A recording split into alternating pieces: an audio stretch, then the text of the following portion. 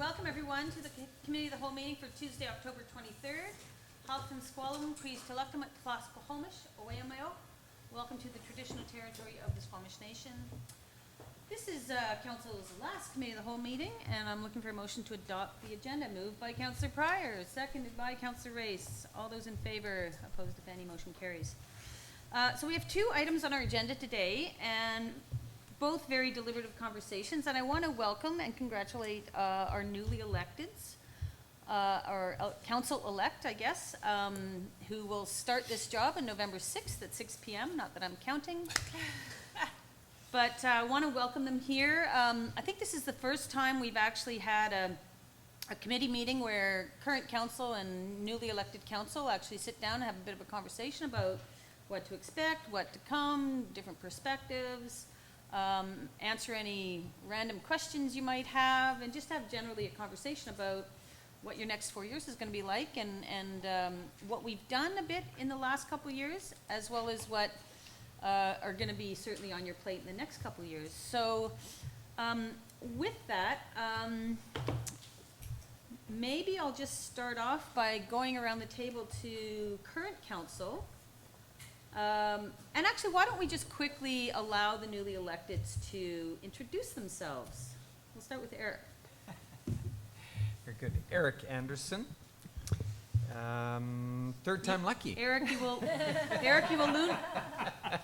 learn quickly that if you touch the microphones, Kelsey may spontaneously combust all of a sudden, so just leave. All right. Thank you. Congratulations, Eric. John. John French, first time kicking the can and first time successful. I'm happy about that. I was born and raised in Squamish. My family has deep history here, and I am really looking forward to working with my council colleagues over the next 4 years, because I think we're going to get a lot of stuff done. Excellent. Jenna. Hi everybody, my name is Jenna Stoner and I am very excited to be sitting at this table. Thanks. Hello, my name's Armin Herford and I'm really excited to be at this table as well. We'll keep it to that for now. Awesome. We have our mayor-elect, Councillor Elliott. Well done. Thank you. And of course, Councillor Race was re-elected as well. Thank you. And I just want to say, Squamish as always came out really strongly. Almost 50% of voters turned up, which is fantastic. I was thinking it might be a little bit more based on the early returns. That we had a lot of, I think 15% of registered voters actually vote early in the election, which is often an indication that you're going to have a really good turnout. We were marginally better than last time, but still well done, Squamish. And I think Squamish somehow always figures out how to get an interesting mix of people, and there's lots of deep roots in Squamish on council. There's lots of youth and gravitas. Consider euphemism for age. Seriousness. That was my question. And so just kudos to the citizens for getting out there and voting, and I think, as with all elections, they're passionate. There's lots of ideas and issues and emotions that run high, but I think we all need to give this new council a chance to figure things out, get their feet wet, and chart the course, and put the election rhetoric behind us. So, John. For those who are good at math, you might notice there's one, maybe even two, newly elected that aren't here. Chris Pettingill sends his regrets. Mm-hmm. He's sitting in on the recount with Sasha Fabry, just observing that process. Yes, I was about to mention that, yeah. So as we all know, there's a recount going on. There was a 2-point discrepancy between Chris and Sasha, and it just goes to prove that every vote matters, and the 52% of you that didn't vote should have voted. Anyway, we will know, I guess, by the end of the day, maybe tomorrow morning, who the final person is on council. So I'm not sure who wants to kick things off in terms of any questions or comments. We had a bit of a conversation over lunch about some of the different organizations that we are constantly working with, UBCM, Lower Mainland Local Government Association, MIABC, Municipal Insurance Association of BC, Municipal Finance Authority, Howe Sound Community Forum, the SLRD, Sea to Sky Regional Hospital District. All these acronyms will become part of your daily lexicon pretty shortly. But any further thoughts or questions about those, and did I miss any? Eric? Some 13, 14 years ago, arising from the sale of BC Rail to CN, a Northern Development Institute Trust was set up. It parallels similar organizations, funding organizations. For example, in the Kootenays, I think it's the Columbia Trust. Yeah. My question is there such an economic development funding body or program that parallels these two that I've mentioned for the South Coast that Squamish may be a part of? Not that I know of. NDIT and Northern DIT. Development, yeah. The northern part of the regional district is quite involved in that, so Yes. Lillooet and Area A and B.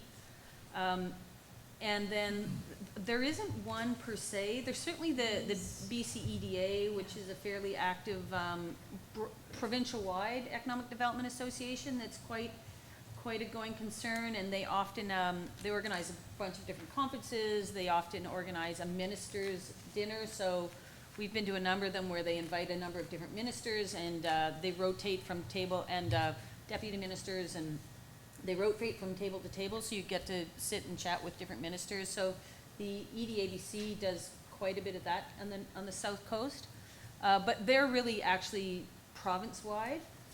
The Northern Development Institute Trust was set up to help the disparity between the North and the impacts of changing economies, resource economies, to sort of help those communities. Specifically with respect to the railway. Exactly, and it's developed into quite a bit of forestry-related issues too, and so there is some work with NDIT in the northern SLRD, but we are just outside of that mandate area, I believe.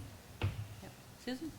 BC ED Association, the Economic Development Association for BC, definitely is something that's worthwhile attending. It's got a ton of information on economic development and has all the economic development professionals from all over BC.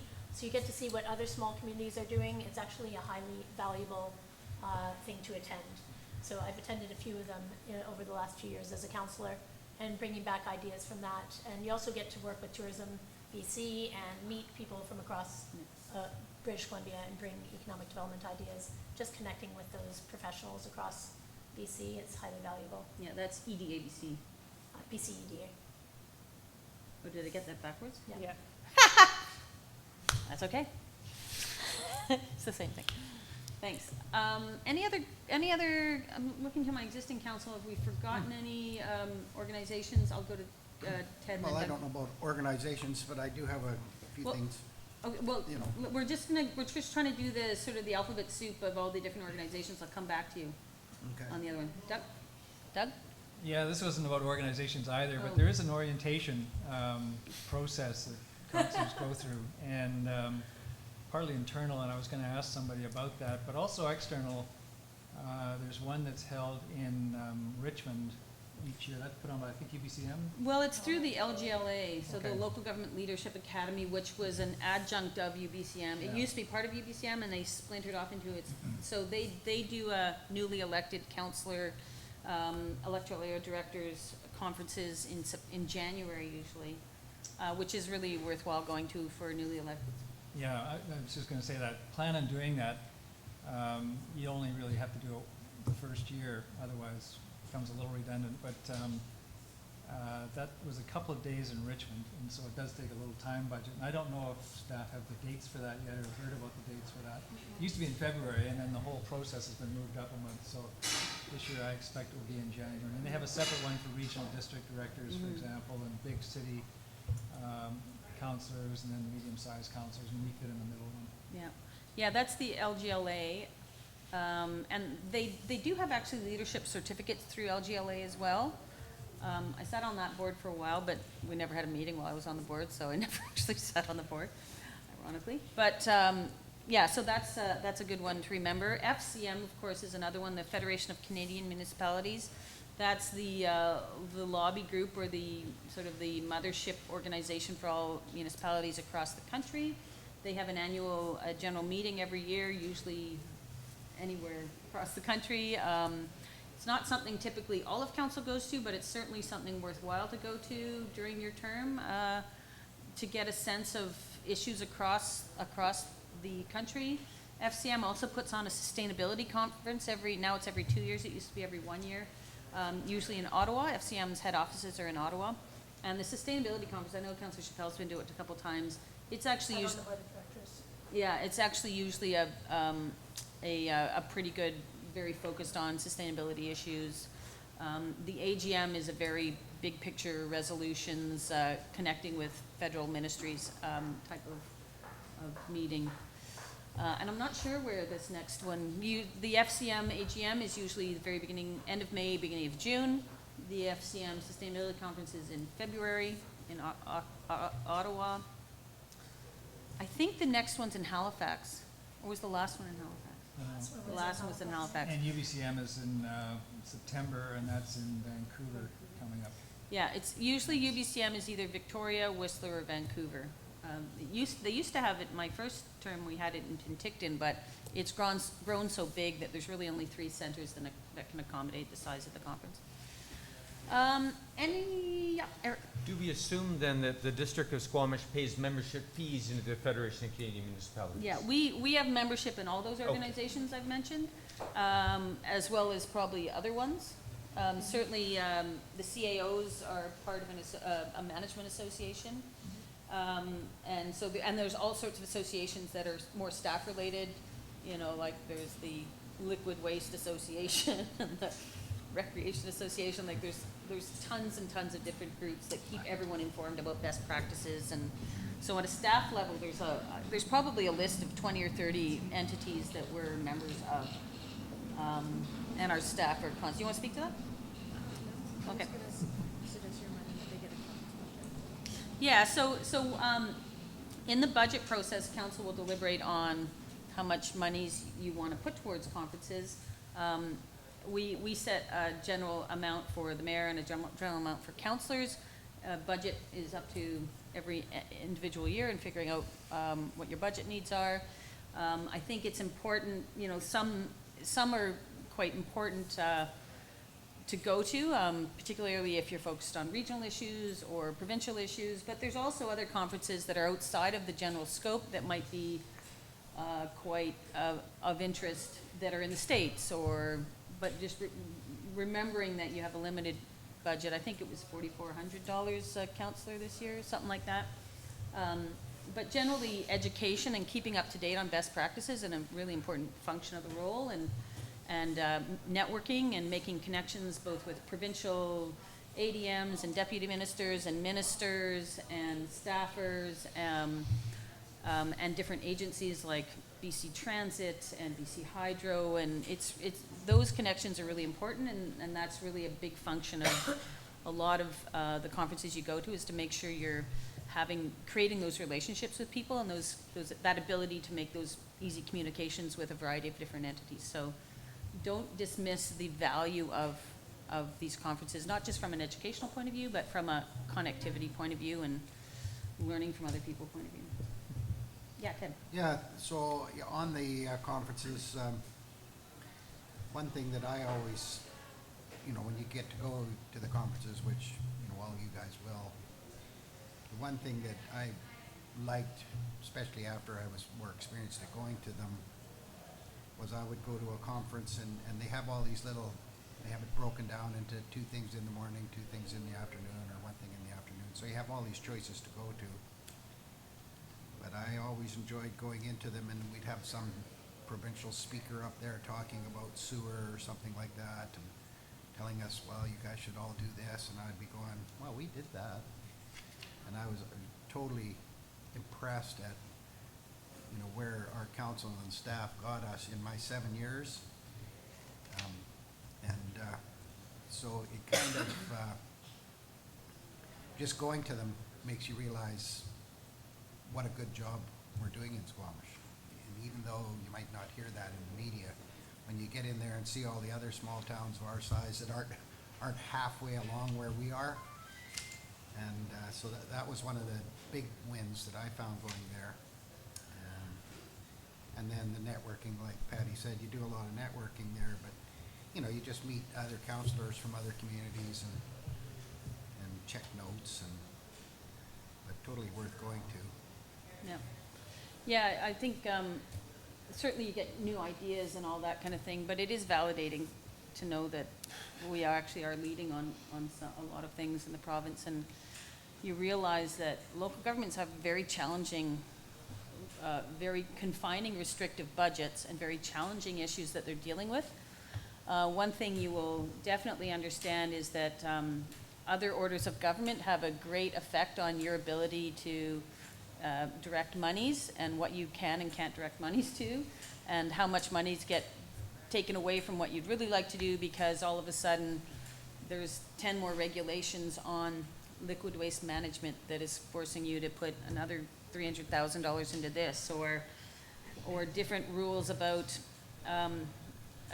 like, for example, I can't remember the amount, but we had to spend money on a whole bunch of cameras at the RCMP because of custody issues that came up because something happened in Moncton, or, we had to buy carbine rifles because of what happened in Moncton and in Maythorpe in Alberta.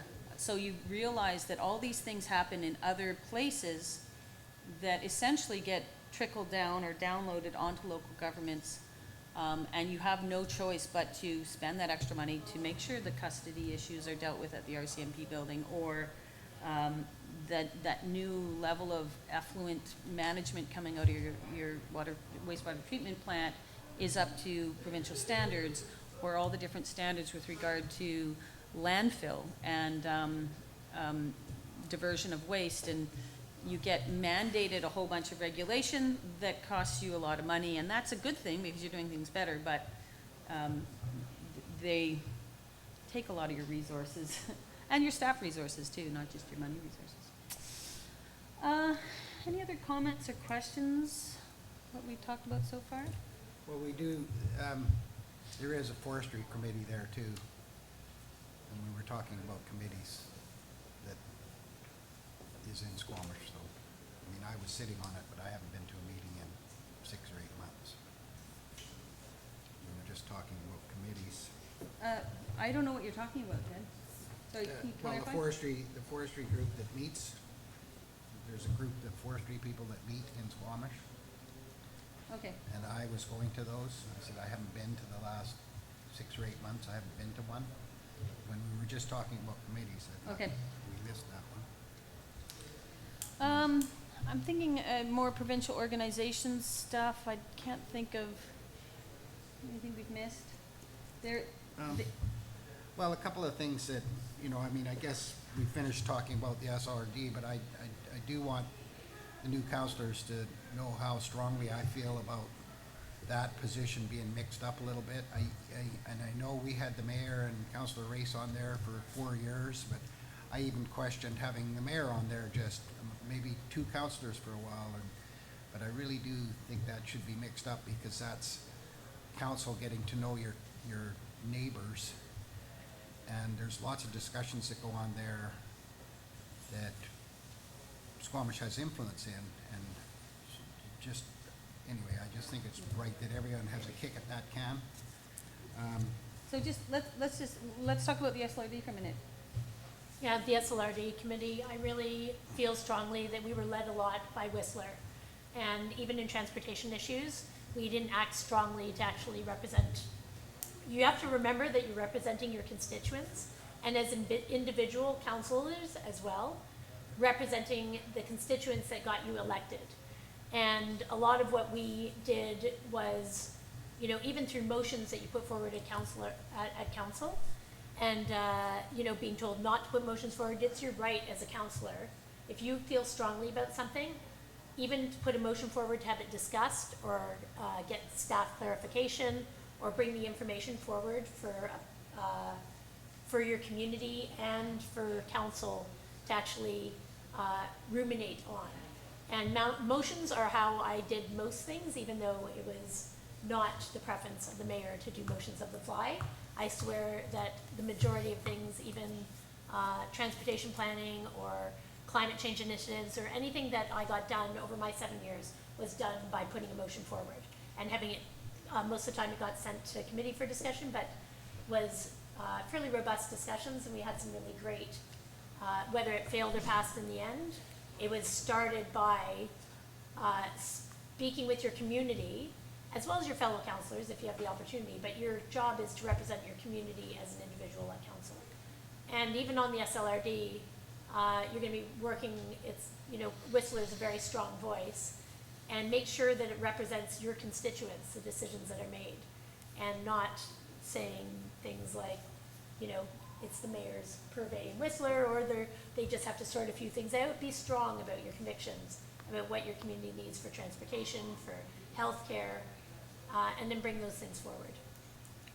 So, just on the SLRD, I actually think it's important that the mayor be on the SLRD. I think the mayor of Whistler didn't sit on the SLRD for the last 4 years, and I think it was to the detriment of Whistler not to have that voice at the SLRD. So I do think it's important that the mayor is there. The value of having the mayor at the table with the other mayors is important to create those relationships with the other mayors. They're really important relationships. I'm totally open to switching up it'll be up to next council really to decide. The challenge with the SLRD is it's its own governance board. So we're appointed by council, but we're not, according to the legislation, we're not actually sitting there representing council. You're representing Squamish. Yes. So, and you're bringing that lens to that, it's much more created like a federation more than anything, the SLRD board. It's a bizarre entity, the Regional District Board, Governance Board. It has literally hundreds of, going through SLRD budget is like nothing you've ever seen. It's got hundreds of requisition centers because every single specific service is its own requisition center. So it's like having the street lighting on Government Road being its own requisition center. It's literally a bizarre entity, and 90% of what you deal with at the SLRD are governing the unincorporated areas. They're actually, the regionally specific things it's actually a very small part of what actually happens at the SLRD board. Most of it is, because one person is elected to cover Area D. So Area D is sort of rural Squamish, goes up the Squamish Valley, very end of Paradise Valley, up to Black Tusk Pinecrest, down to Porto Cove, Britannia Beach, Ring Creek, and there's only one elected. So you don't have a democracy when one person is making a decision on all those functions, services, governance issues. And so in order to bring a federated lens, you have Lillooet, Squamish, Whistler, Pemberton, Area B, Area D, Area C, and Area A, all voicing, bringing input into a decision that's just about Area D. So it's a very interesting entity. The challenge with the SLRD and switching it up, and it's totally up to council in the future to decide how you want to do this, is it's their governance body, and continuity is important. It's hard to throw, and anyone who's been an alternate, I know Susan and Ted and Karen have all been, and Doug last term were alternates. So if I, as an appointed board member of the SLRD, can't go, my alternate would go.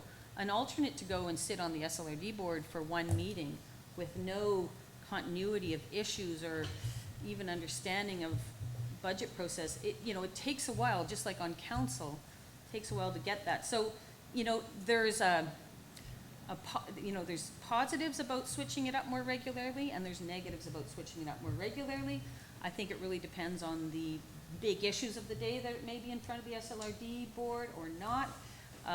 But continuity is also important. Can you imagine if all of a sudden someone just decided, we're gonna switch out Armin for a year and he can come back in a year, and all that building. So it's a challenging thing. I'm not trying to advocate one way or the other, but it is important to actually have that continuity and respectful to the unincorporated areas that are governed by this body, not to have this totally rotating door from every other municipality.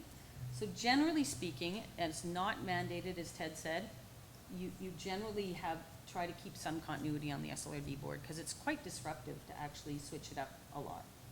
Eric? Do I understand then that it is untypical for council to shape a position, if you like, for delivery to the next SLRD board meeting? And that would this also characterize the other member municipalities' relationship to or dealings with the SLRD? Can you re-articulate that? I didn't quite understand. Do you confer with within council regarding a position to bring on the part of the delegates to the next SLRD building? Yeah, well, meeting? often things get referred to the District of Squamish. Right. And so, yes, council would vote on a position to bring back to the SLRD board, but those are mostly done through referrals. The odd time we'd have a conversation about something, saying, as I said, I'd say maybe 90% of the stuff is not regionally specific stuff. Sure.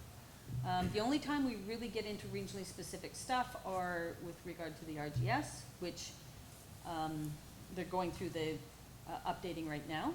It's sort of 5-6 years old now, so it's going through its 5-year update currently, like it's still under process. And I'm just looking at Doug to maybe fill in the blanks. I can't think of much else, but mostly it's small, it's area, electoral area directed stuff.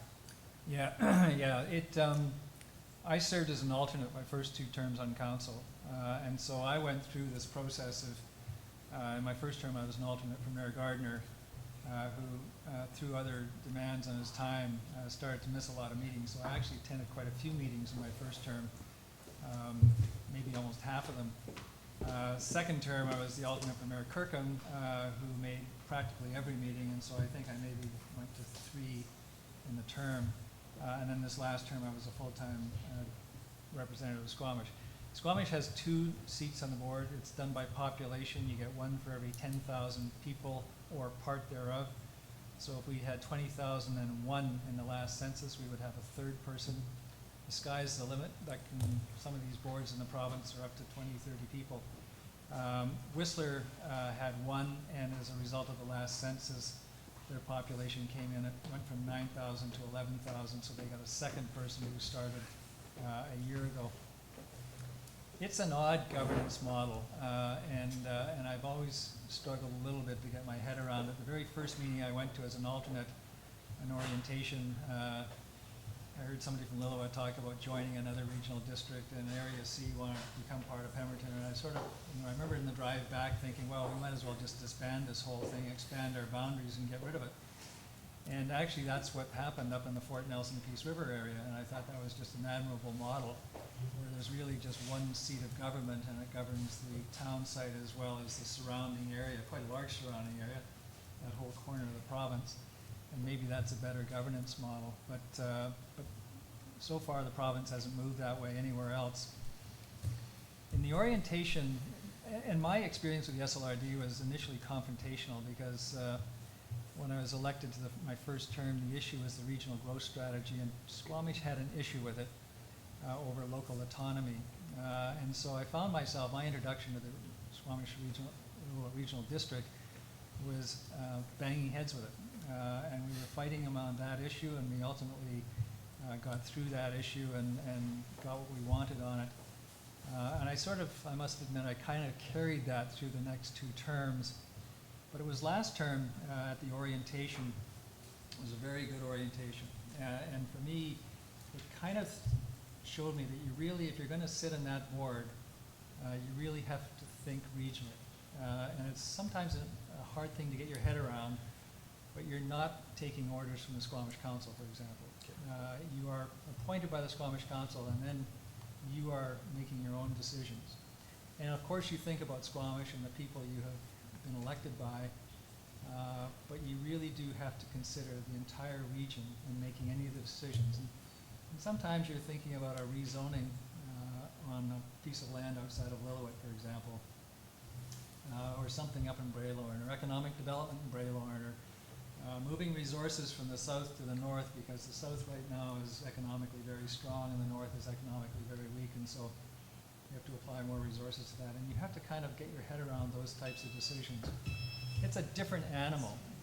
You'll find that municipal finance and municipal governance generally, for me coming from the private sector into where we are now in council, was a big step. And there's all kinds of stuff that will happen in this chamber that are completely without precedent in the private sector.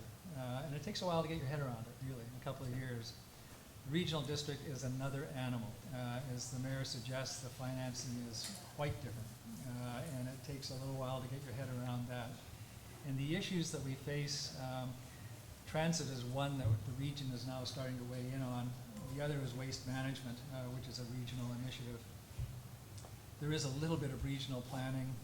There's some things that we do in partnership with the regional district. For example, we're just about to start an agriculture plan for Squamish and Area D, and that's joint funding partnership. It's going to be led by the SLRD. They've done a couple before, etc. Our planning department will be part of it. So there's a few things like that, but primarily the decisions you are making are about things that are happening or affect the electoral areas. Their OCPs, their zoning bylaws, etc. Transportation and roads and so forth aren't an issue because that's the province typically. Policing is not an issue because it's done through the province. They don't have a police force. There is no regional district police force. So it's a different animal, and continuity is important. I mean, I get the argument for switching over. If you're doing it on a frequent basis, it's not a revolving door situation because it takes the individual a little time to kind of get their brain around what's going on and for other people to kind of react to it. It is like everything, it's a team effort, and so you've got to kind of keep a little bit of continuity in the team. Ted? Yeah, thanks. And I mean, I was the alternative on the SLRD, so I actually got to go to quite a few for the 2 years. And then I tried to be the permanent one, and we had a disagreement on that, so I stopped going as the alternative because I was kind of cranky. But I didn't have any problem getting up to speed. You know, you go in there, governing is governing. And the thing that amazed me about the SLRD was, for example, Britannia Beach was trying to move something forward. And we had the mayor of Pemberton, the mayor of Lillooet, Area 41 or whatever it is, and all these people from way north, all sitting around the table talking about Britannia Beach development. And so I'm listening to all this thinking, well, wow, all these guys from way up here are going to decide what happens in Britannia Beach? You know, I was kind of flabbergasted by that. And so then you look up at the makeup of the SLRD, and you've got Whistler chairing it. Ooh. You got the Squamish mayor and councillor. Ooh. And then you got these people from little tiny towns that are looking up to all of these people, not supporting something going on in Britannia Beach. And so you got Squamish not supporting something going on in Britannia Beach, and I'm going like, there's something wrong here. I didn't get a chance to do anything. It was when they wanted to bring their development forward, a big one. They're And still working on that. I know they're still working. Anyway, it's the point mostly. So I didn't have any trouble going into meetings there and feeling totally competent. I mean, I could listen to what they were talking about, and like most decisions, which I kind of find, you know, in reflecting my 7 years here, I make decisions now the way I feel and what my gut tells me. After all those years of learning and trying to make the best decisions, I think now my best decisions are coming just by how I feel about things. And so you guys are all elected to do that. You're all grown-ups and been around, and, you know, so, you know, for that reason on the SLRD, if you've got a good sense and you're a nice person, you're sitting around a table with other nice people, you're going to be just fine. It doesn't have to be the same person all the time. You know, like like Doug was saying, it could be some subdivision just south of Lillooet that you're discussing. I mean, it's kind of abstract, but you can still make those good decisions. So I've been on the SLRD board for 10 years, and it took me 2 or 3 years to figure out the SLRD. I wish I had picked it up as quickly as Councillor Pryor did in the handful of meetings he went to. And I was chair of the regional district too, and I'm still learning stuff about the regional district. It's actually, if you're diligent and you think our agendas are big, their agendas are consistently over 1,000 pages. They're huge. And you have to be as mindful about a decision you're making in Area B or Area C that you are on Area D or any other area. Like, you're there to give input. You're not there to just fill a chair. I think we've talked about the SLRD enough. I did mention the Sea to Sky Regional Hospital District Board as well, which is also managed and administered through the SLRD. But it's only the southern area representatives that sit on that board, and then the northern area sits on a different hospital district board. I think one out of Kamloops, essentially. So that's if you don't know. So the SLRD is made up of 4 municipalities and 4 electoral areas. The 4 electoral areas are essentially rural Squamish, rural Pemberton, sort of Whistler being the delineation for Area C and Area D. Area B is sort of Pavilion and rural Lillooet, and Area A is Gun Lake, Tyouten Lake, Goldbridge, Braylorn, that area, up South Chilcotin area, north of Pemberton Valley. So we've clobbered that one to death, I think. Any other, actually, just speaking a little bit to what Councillor Chappelle was saying, essentially the only way to move things forward is through resolution. Councillor just sort of saying, I want to see this, will not actually get on the work plan for staff to act on. So you have to, the only way, not just the most effective way, the only way to move issues forward is to put a resolution on the floor and have majority of your colleagues support the resolution. And so that is fundamentally the way to move forward. I also think it's really important that you familiarize yourself with the procedure bylaw. The procedure bylaw is your friend in terms of how to be effective in a meeting, how to make sure, and Robert's rules as well, how to make sure that you're understanding about how and when and in what capacity you can move things forward. You can question what's happening. So really important that you familiarize yourself with both Robert's rules and our procedural bylaw. Robert's rules, we tend to not, committee meetings are actually, we try to be, a bit more shirt sleeve about committee meetings. The next council will create that conversation and that language for yourselves. You can figure out what works for you. I know some councils I've been on, they didn't even sit in a committee. They would sit in their council seats. And so I felt it felt quite disconnected from the decision making. And as soon as you put council in an elevated, in their chair's position, you don't have that more congenial, deliberative sort of conversation that can happen at committee. So last council sort of really said committees are really about inviting the public in to comment. We always, no matter who was chairing a committee, was always really open to anybody putting their hand up and participating in the conversation. Committees can take many different forms. They can be standing committees. Standing committees are technically appointed by the mayor. Sort of one of the very few perks, if you want to call it that, of being mayor. Otherwise, the legislation, the mayor is just one of 7 council members. There's 2 prerogatives of the mayor. One is appointing standing committees. The other is you can bring back agenda items without getting your colleagues to agree to bringing it back. You can just put it on an agenda. But we have procedures whereby council members can actually bring things back through a vote of council or by asking the mayor to put it on. But really those, under the Community Charter and the Local Government Act, those are really the only 2 prerogatives of the mayor. Otherwise, the mayor is technically just a member of council, 1 vote, just like everybody else. So it'd be good to understand the Community Charter and the Local Government Act in particular. Can I just jump in here for a Yeah, second? and then I'll go to Ted.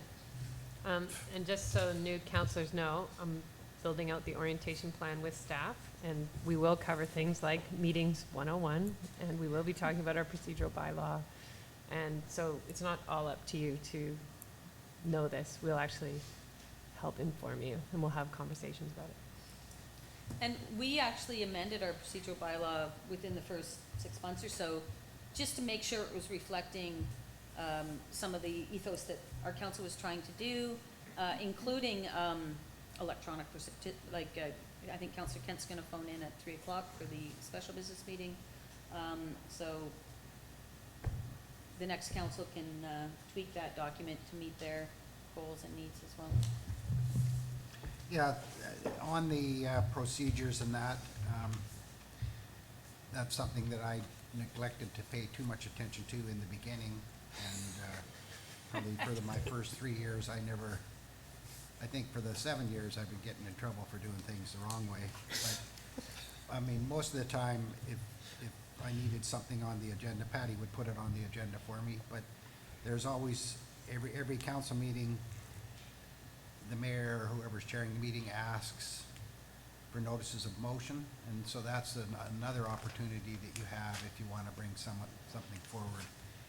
And I wish that I might have learned that a little earlier. I mean, I did okay, but those kind of tactical things that you can use as a counselor, learn them, because you might get, so you're at a 3-4 vote and you're not happy with that and you want to change things, and you might have to use some of the procedural bylaws to get your point across. So. Yeah, with regard to, the notice of motion is part of the procedure bylaw. It's a regular part of every regular agenda, so there's always that opportunity. In an ideal situation, it's a last resort. I mean, ideally, you should be able to go to the mayor, and the mayor will get on an agenda somewhere, whether it's a committee or a council meeting or a regular meeting, or actually get it addressed by staff if it's already something that's been directed by council. So it ultimately should be a last resort, but it is a tool there for members of council to get things on the agenda that maybe otherwise aren't getting on the agenda for whatever reason. There may be good reasons why things aren't getting on the agenda. Maybe the agenda's already too packed, but it is a tool for you to use. And there's all sorts of little bits in the procedural bylaw that give you guys the tools to make sure things are being deliberated on and discussed that you want to have discussed. Susan? Thanks. I just want to share, in the last 4 years, basically knowing the zoning bylaws and going in the GIS system regularly, right now we don't really have it laid out in 3D. So you really have to go in and understand what a C4 zone equals. Does it equal 6 floors, 4 floors? Where does it actually, what are the land use issues in Squamish right now? Because the zoning is the guideline for your entire community. And anything you have to get done or want to get done, often things will show up as a pretty picture, and that pretty picture doesn't actually equate to the zoning bylaw. So you may approve something that shows up as 5 floors and has a lot of public space in it and is beautiful, and you're like, I like that pretty picture, let's vote on that.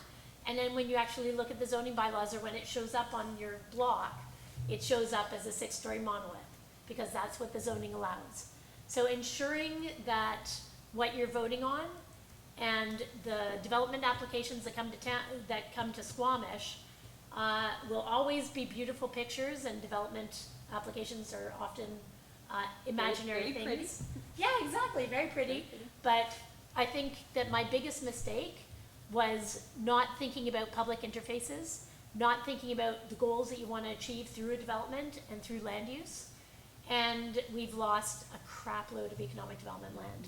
So thinking about those things, thinking about what you promised to your community, and looking forward as far as economic development issues, and what, I look at Loggers Lane, that's just a cement wall all the way down now, because I didn't think about what the interface was going to be, because the picture that was shown to me was this massively landscaped interface, but now it's just a parking lot all the way down. So you can make, those decisions that come to you, looking at those pictures, your zoning bylaw is what is going to be built, not the pretty picture. So you can hope for a pretty picture, but oftentimes it's going to be the most inexpensive way to get something built that vaguely fits the pretty picture. So I think that learning about that and land use and the GIS mapping system, which is incredible, we have a really amazing layering system, and going in there often and matching your agenda to the land and the area, and ensuring that you go and talk to people in that area as well, and getting upfront and personal with the piece of land, what's around it, how things fit in, because you're going to be asked to rezone a lot of different pieces. And just to build on that, and then I've got Councillor Reese and Councillor Pryor. Susan's absolutely right. A developer will come in with an intention and say, this is what I want to build, but there's no guarantees that they will be the builder. A private property owner can always sell their property. And often, because it's harder to read, the actual zoning bylaw or the actual bylaw sets the parameters with which the building envelope can be built. The picture is trying to articulate that particular developer's intention. But in a zoning bylaw, you're adopting a zoning. You're not adopting a development. In a development permit application, you're actually approving the development. In the land development agreements that often are dovetailed with the zoning bylaws, that's where everything gets prescribed, specifically whether it's a community amenity contribution or some sort of park acquisition or whatever it is, that's prescribed in the land development application. But it's really important to actually read the zoning bylaw, whether it's a CD zone or if it's a residential zone or C4 or C9, whatever it is. Understanding the specifics and not just looking at the picture, because the picture can be distracting, and not to disparage a developer. They might have every intention of doing that, but I think the Maine on Cleveland was a good example of that. They came forward with a zoning application that was for a 4/5 story entity with community space and blah, blah, blah. That was all permissible within the zoning bylaw. That landowner sold it. A new landowner bought it, still built within the zoning bylaw parameters, but a completely different project that was technically presented. So I think that's actually really sage advice. Don't get too distracted by the specifics of the development when it's a zoning bylaw amendment. Realize that everything is permissible under the zoning bylaw and not necessarily just the pretty picture. A DP is specifying the pretty picture and embedding that in the expectations that the developer has to deliver. Yeah, and as Patty says, the developer. So you can get distracted or lobbied by a developer and really like the person, but they can sell the land off the next day. Yeah. Doug, then Ted. I hadn't put my hand up to talk about that, but I know we're going to be going through land development and orientation. It is an important component, there's no question. And what all of the different things are, zoning versus development permit, et cetera. The reason I had my hand up was just back to the subject of notices of motion. For me, that's a legislative safeguard. It's in provincial legislation. It empowers us. It's if you ever had a dysfunctional council where the mayor was trying to stifle discussion or something of that nature, council members have a way of getting something onto an agenda. In 10 years, I've never had to use that. It's not something you use every day. I think it was used once this last term, and it was when I was away, ironically. Over 4 years, I put forward quite a few motions. There's been one and this term. Anyway. Maybe it was 7 years. Ted. Yeah, on the zoning, just because we were talking about zoning there, the other one that comes to mind is the big one right next to the high school. That was kind of a zoning slip up a bit. But on the design, we were lobbying all the developers to 3D their developments and give us a fly-through or, like a spin around. And I don't know if we've got that written in stone yet, but I mean, it was something they were working on and it certainly helped. And the ones that, and I watch that a 6-story building will come and they'll give you some some shots of it. But the shots are 3 blocks back, so it makes it look like it's a lot smaller. And, the 8-story one going in on Cleveland will be an eye-opener. I know it's gonna be an eye-opener for me and for a lot of people. I was down in Vancouver there for my daughter's thing, and I was walking around looking at the 8-story buildings and thinking, holy shit, we're gonna get one of these 8-story buildings. Anyway, so riding on those guys, and staff will help you, I know they will, making sure that they give you some good shots helps with the development. And then we didn't bring up the advisory design panel just a second ago when we were talking about all the other boards and committees.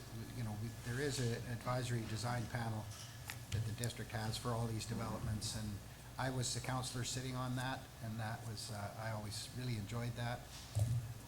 Trying to get what the architects and engineers see in that group through to council. Planning department's pretty good at that, but.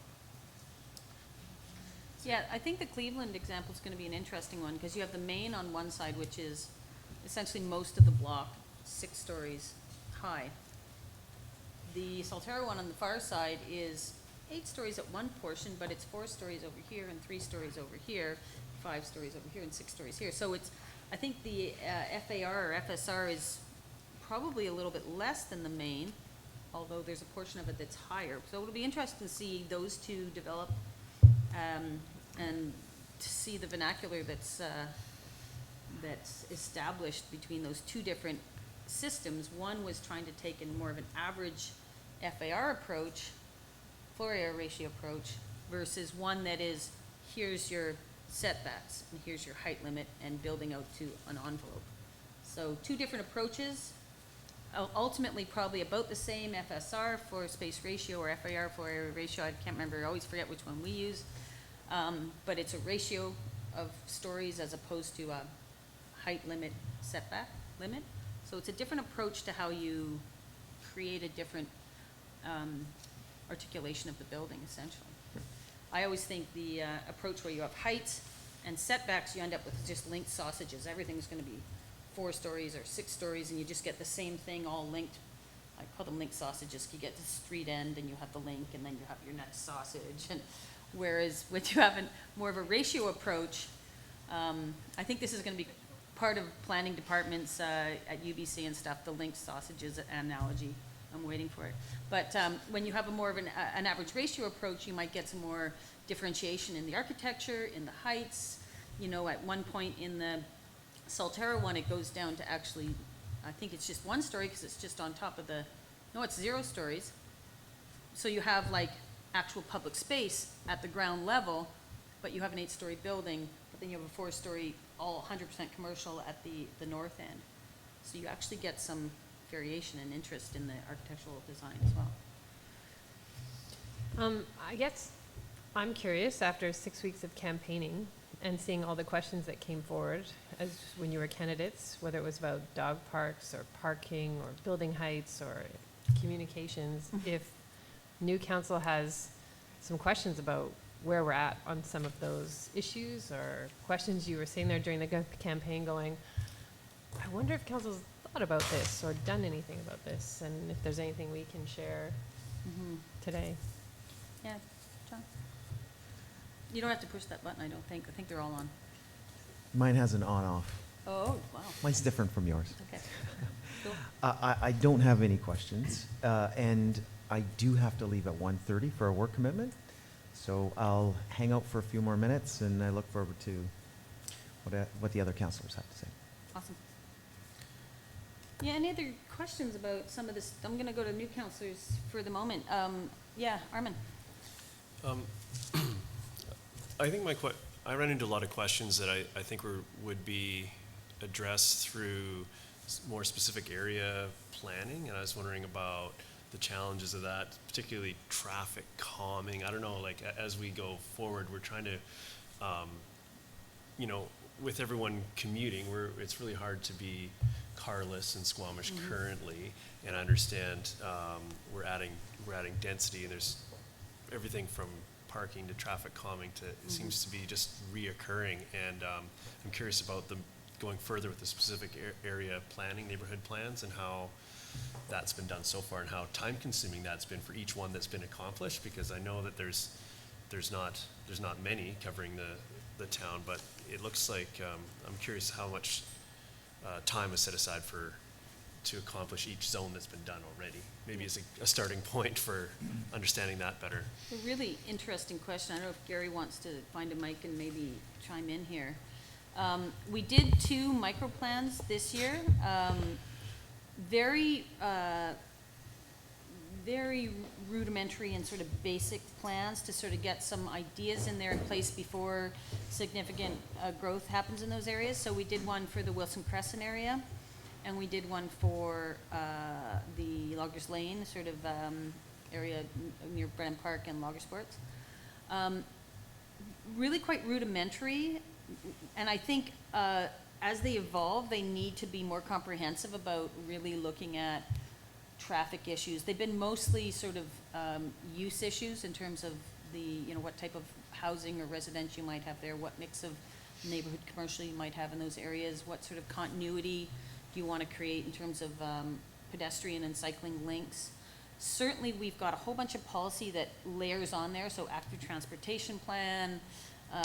There's a variety of different plans that would layer into almost every. Our subdivision development control bylaw speaks to how we try to create, narrower areas to slow traffic down. And so we've got it's not just all embedded in one document per se, but we've done 2 of them, and they take actually quite a bit of time and money to do these kinds of things. And we've talked about doing a number of them. We've talked about a micro one at Darrell Bay. We've talked about a couple of other ones, but you can't do everything at once. That's the challenge. Council will have to prioritize which ones they think are the next step.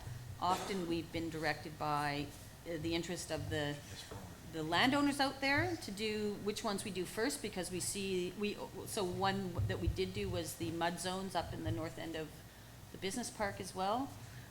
So we're starting to do these. We've never done these ones before. This is sort of a new thing, and there's still lots of work to be done there. Maybe I'll just go over to Gary, and then I'll come over to Susan. Yes, thank you.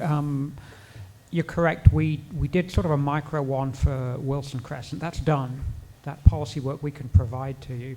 Loggers Lane is just starting, and that's Finch, Robin, towards east of Brennan Raven, Park. yeah.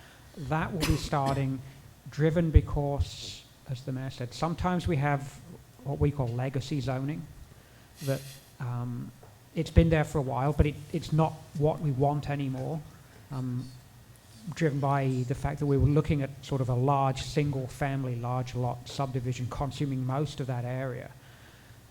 So there was a sense that having something different would be better than that. After that, I believe that in terms of neighborhood planning, we have them identified in the OCP, and I think Ms. McJanet, priority listing too. There's a priority listing, and I think Garibaldi Estates, Garibaldi Highlands are the first 2, then into North Yards, and then likely maybe Dentville or Valley Cliff or Brackendale. But Brackendale's a little trickier because of the flood hazard. So we have plans to get into them.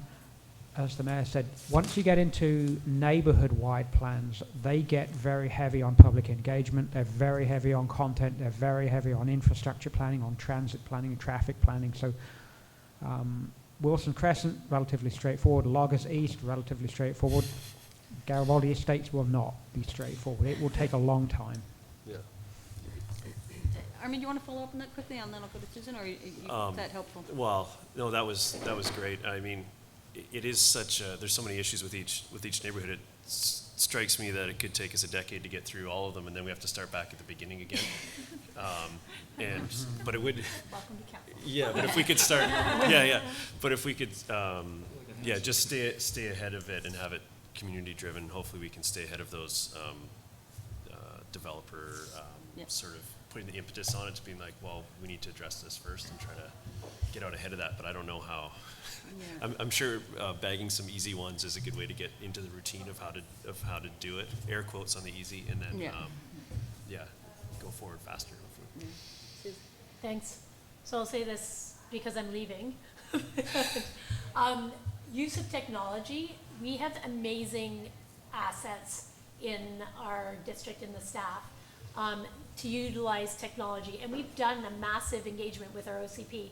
And I know a lot of urbanists just say we know enough. We already know that we want connected neighborhoods. We know that we want a diversity of housing. We know the things that we need in our neighborhoods. But instead we're being development driven. So those neighborhood plans start because a developer comes and says, I want to build a massive development in this neighborhood. So it triggers a neighborhood plan. And then we make them pay for it. And to me, that's always felt like an incredibly biased process because you're having a developer paid for, neighborhood plan done, and you're looking at, do we want that use in the neighborhood? As opposed to, we know what we want. We have amazing amounts of community engagement with our OCP. We know that we've already rezoned or looked at a future of what do we want for density and zoning. What if we took our OCP and used 3D technology, which is done a lot of other places, and looked at our neighborhoods comprehensively and said, okay, well, we're missing cycling, we're missing parks in this area, and we have a lot of density going in here in the future because we know that this is uplifted already and we're allowing high density in these neighborhoods. What if we actually looked comprehensively at land use and said, we have to reserve a few of these lots for parks, and we have to make connections between these different neighborhoods, because right now, with the pod development that's happening, we've missed out on a lot of that. So we've got unconnected, multi-residential neighborhoods that don't serve our community and end up building congestion and speed and not having cycling lanes or connectivity through them. And by separating everything out into tiny neighborhoods, you do the same thing. You don't really get that connectivity through the neighborhoods. You don't get, even though our active transportation plan layers into that, it's really difficult to look at individual neighborhoods and say, this street is gonna have 5 different types of housing and this type of sidewalk, because all of it's already dictated in the OCP, and then you're getting into addressing rezonings through neighborhood plans and saying, oh, well, that developer wanted high density, do you think that's okay? Instead of the question being, what is good for 12 kilometers of Squamish or our square mass, our kids not being able to walk to parks, our cycling trails not safe because they're not separated cycling lanes, and transit routes, bus stops. You can look at all those things comprehensively throughout the community. And I do, and have brought up many times that having developer-run processes introduces financial bias and development bias into a neighborhood plan. Ted? Yeah, thanks. I really like, the neighborhood plans that are coming out now, and how they get funded is, not the big thing. Mostly it's picking them off, and like Gary said, hopefully you guys are gonna see a lot of them. Valley Cliff will be next. And to the Robin Road one that's being proposed right now, I can't remember if we have the back door to Valley Cliff road route brought into that. Remember we discussed it? Did we add that to the, we did? Okay. It's part of the OCP. And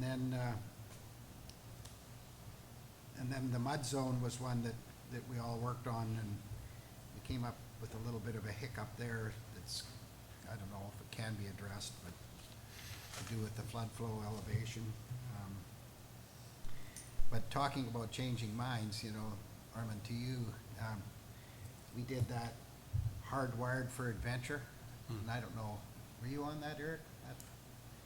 That took a year. Lots of good people on that, lots of people on that. Lots of public participation, and I thought to myself, you know what, I don't care what comes back. Whatever comes back, I'm supporting it, because all these people did this. And they announced, oh, we're gonna be hardwired for adventure. I thought, okay, I support that. I'm just one, and all you people worked on it. And I forget who we were in the room with the other day, or about a week later, someone comes in and goes, hardwired for adventure. Oh, Christ, we're gonna have to change that. And, you know, it was like about a week old. Yeah. So be prepared for stuff like that, you know. And the mud zone, and Robin, and Valley Club access. Yeah, the neighborhood planning is it's a really good tool that we have to do now. You know, and, you know, to Susan's point, what happens, like on Wilson Crescent, you get 4 people that wanna develop on that street, and the sidewalks aren't figured out, and there's all these issues that haven't been figured out, so that's when you say, okay, if all this is gonna start coming, we have to do the neighborhood plan, which is what we did there. And I thought that was a really good piece of work, and I'm glad my neighborhood's next, because I think we could do some big changes up in there. But, Yeah, just back to Susan's point about,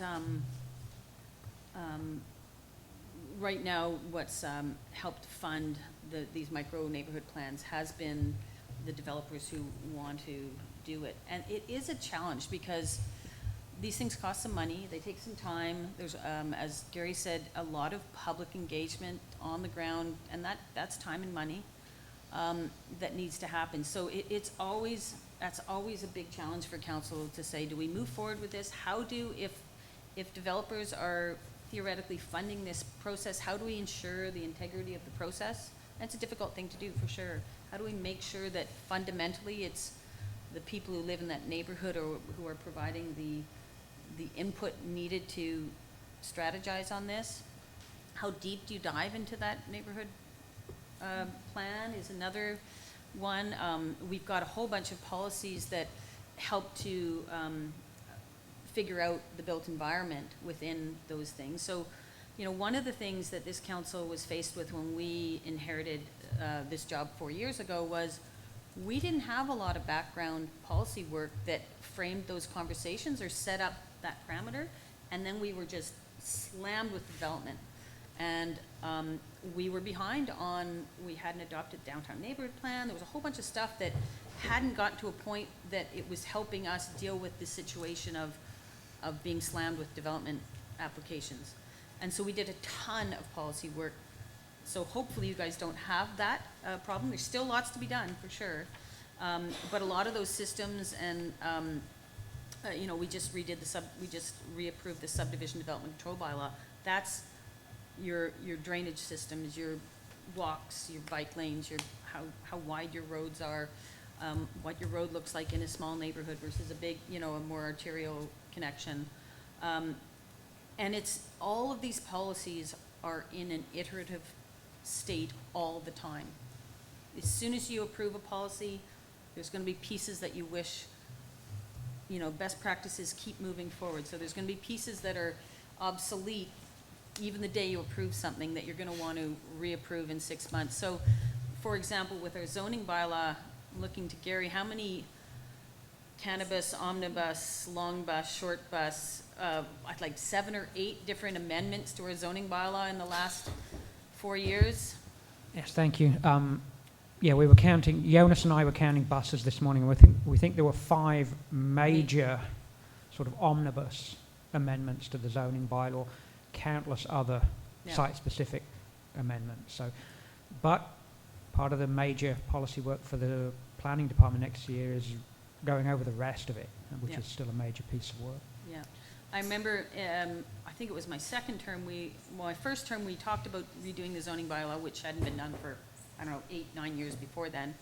I think it was in Greg's term as mayor that we finally did it, but we didn't do it in a sort of, you know, a little bit at a time. We just kept putting things in a basket, and it was years before we actually did a wholesale rewrite of the zoning bylaw. And in the meantime, we've just collecting all these things we want to change without actually changing them. So when this council got in, we said we want to be constantly updating this document and not just sort of piling things in to do one big massive one. We want to do a whole bunch of long bus, omnibus, whatever you want to call it. You guys are running out of names. I don't know what you're going to call the next iteration of it. Cannabis was, I think, your most ingenious name. But anyway, so we decided we needed to make sure that this was an ongoing thing. You know, every 6, 8 months we were doing another long bus, omnibus zoning bylaw amendment, because you get too far behind if you just keep accumulating things to do all at once in a big change. New councillor, Jenna. So one of the things that obviously came up very frequently is the issue of regional transportation, and I know that there have been some advances on that, and this ties back to our earlier conversation about the SLRD. Mm-hmm. How do we make sure that we don't drop the ball on where we're at and are able to keep moving that forward?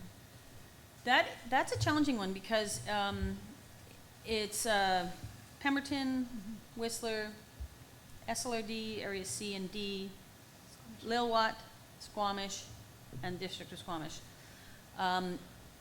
So you have to make sure everyone's moving at the same rate. You have to make sure there's good communication amongst all the parties. Everyone has their different, we were ready to go on this 2 years ago, but other jurisdictions weren't ready. They had other priorities that they were working on. We're all aligned right now. We've all signed an MOU. I think there's even, Linda has an update that she was going to bring to this committee meeting anyway, so maybe I'll just pass it over to her to talk about that. And we've had many meetings with the minister, the new ministers and old ministers. The province wants to make it happen. So as long as we keep everyone on the same path, and that's a subtle job, that everyone's got to be a part of making sure we don't throw wrenches into the process, but it is well on its way. Linda. Sorry, Kelsey. Thank you, Mayor Heinzman. On the heels of that, the update is brief, but I can tell you it's very positive. The momentum is high. The province right now, we've been working with provincial staff, both from the Ministry of Transportation and the Ministry of Finance, on both the governance model and the funding model for this. And the momentum is so high, actually, one of the conversations, the CAOs have been working diligently on working with the provincial staff, as well as looping in the First Nations CAOs, is that we're worried it's getting to be too fast in terms of the deadlines that they want us to make. So it will be an issue, a complicated one, that's going to be coming in front of you very quickly after inauguration, although it is a positive one. The goal is to have it in place by fall of 2019. And that's a really aggressive timeline to get particularly the funding pieces in place and to get everyone aligned on what those funding mechanisms may or may not be. There's still a lot of work to be done. It's taken a long time to get to where we are. I think we've finally got everyone in the canoe paddling in the same direction at the same speed. But there's still, the hard work is actually to come, because we've agreed upon an MOU, but that's just setting a very broad framework of what this looks like. Actually getting down to the nitty-gritty of what that governance model looks like, what the financial modeling works. Pemberton can afford something very different than Whistler can afford, than the expectation of the province and what they bring to the table in terms of finances, what the First Nations may or may not bring from the financial point of view, but may bring from the governance point of view. Those details are hard details, and they have not been figured out. There's general understanding of what that may look like, but the hard work is actually just about to begin. I was going to ask, from previous experience, where did these conversations stumble? Well, so dating back even 8-9 years ago, trying to figure out how to pay for this. So we've got our internal transit systems, which are expensive to begin with. And is it the mandate of, so fundamentally, is it the mandate of local government to provide funding for interregional transit, or is it a provincial mandate? In Ontario, Go Transit is a Government of Ontario funded thing, not a City of Toronto funded thing. TTC is a City of Toronto funded thing. So, where do we go for that? Property tax is a very limited resource of money. And so you look at the tax base in Pemberton, I mean, their whole budget is $5 million. If they funded 50% of regional transit, it would be, a tenth of their budget. They can't do it. So we gotta figure out some system. I think the other thing is, we were certainly pushing, Squamish 2 years ago was really pushing to get the regional model going. I met with Minister Duchamp, who's the finance minister at the time, Minister Stone, who was the transportation minister. Whistler had a bunch of other priorities they were working on with the provincial government, including their OCP and a variety of other things, and they didn't, and I'm just being brutally honest here, they didn't necessarily want to use their political clout with the province on regional transit at that time. Even though I know they thought it was important, they were like, we have these 3 priorities. This isn't quite hit our priority mix. About a year ago, everyone started to align in terms of the priorities, and we started to have meetings with Minister Trevina almost exactly a year ago. And it's taken about a year to get Pemberton, Whistler, Squamish, Lil Watt, Squamish Nation aligned. MOU was signed in last couple months. And so we're sort of all on the same track now. But these relationship building things, actually getting everyone on the same path at the same time, at the same speed, is actually takes quite a time. 10 years ago, the SLRD tried to lead this process, and essentially from the provincial government point of view, they just basically said, we have no interest in funding this or finding a mechanism to fund this.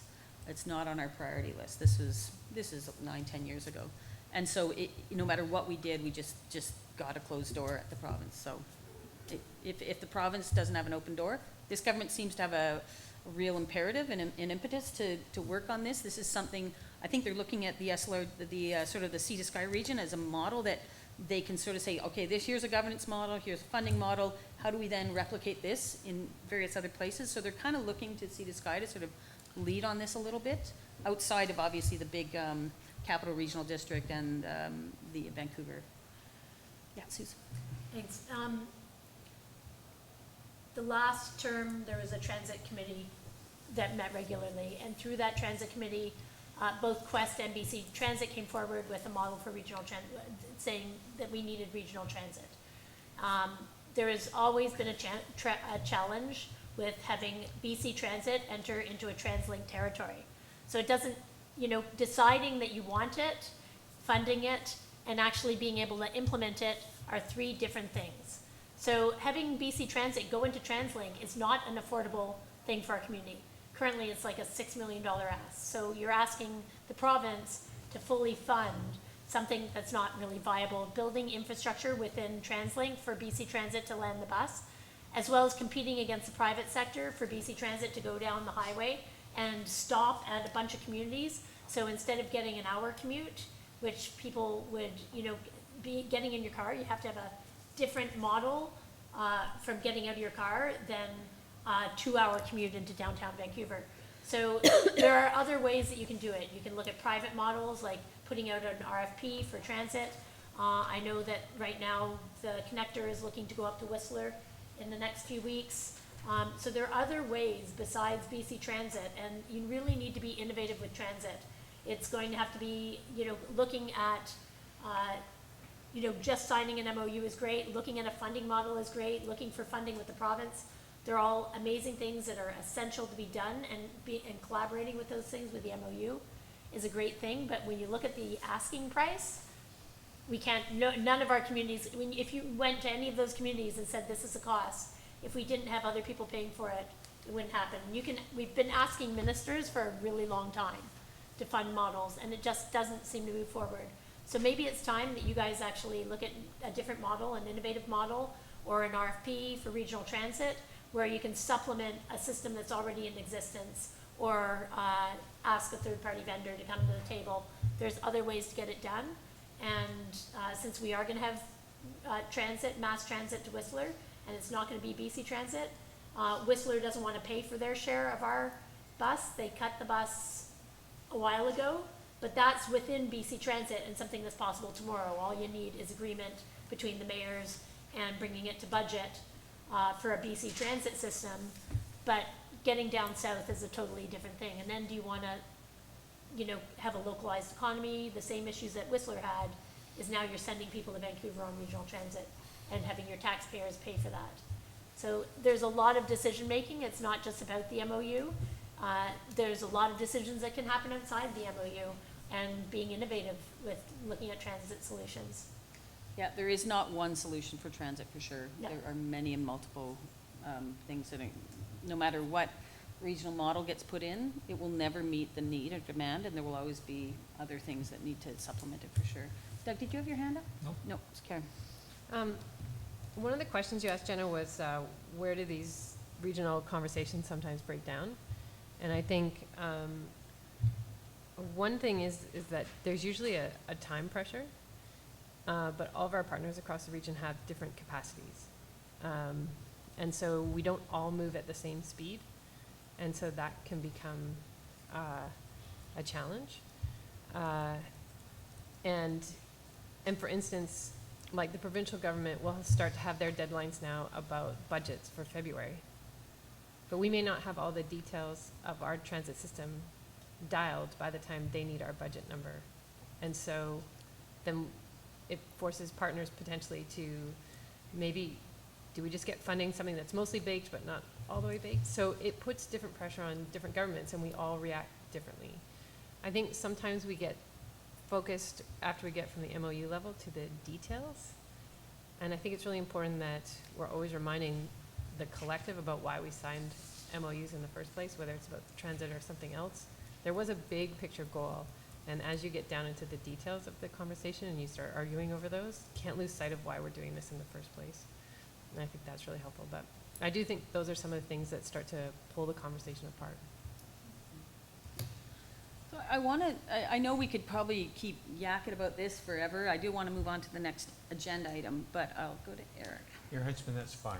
I can pass on Yeah. my theory to later. Yeah, and the new councillors will have lots of opportunity to deliberate amongst themselves. You've got two very sage incumbents coming back. Gravitas. What's that? Gravitas. With lots of gravitas. At least one of them does.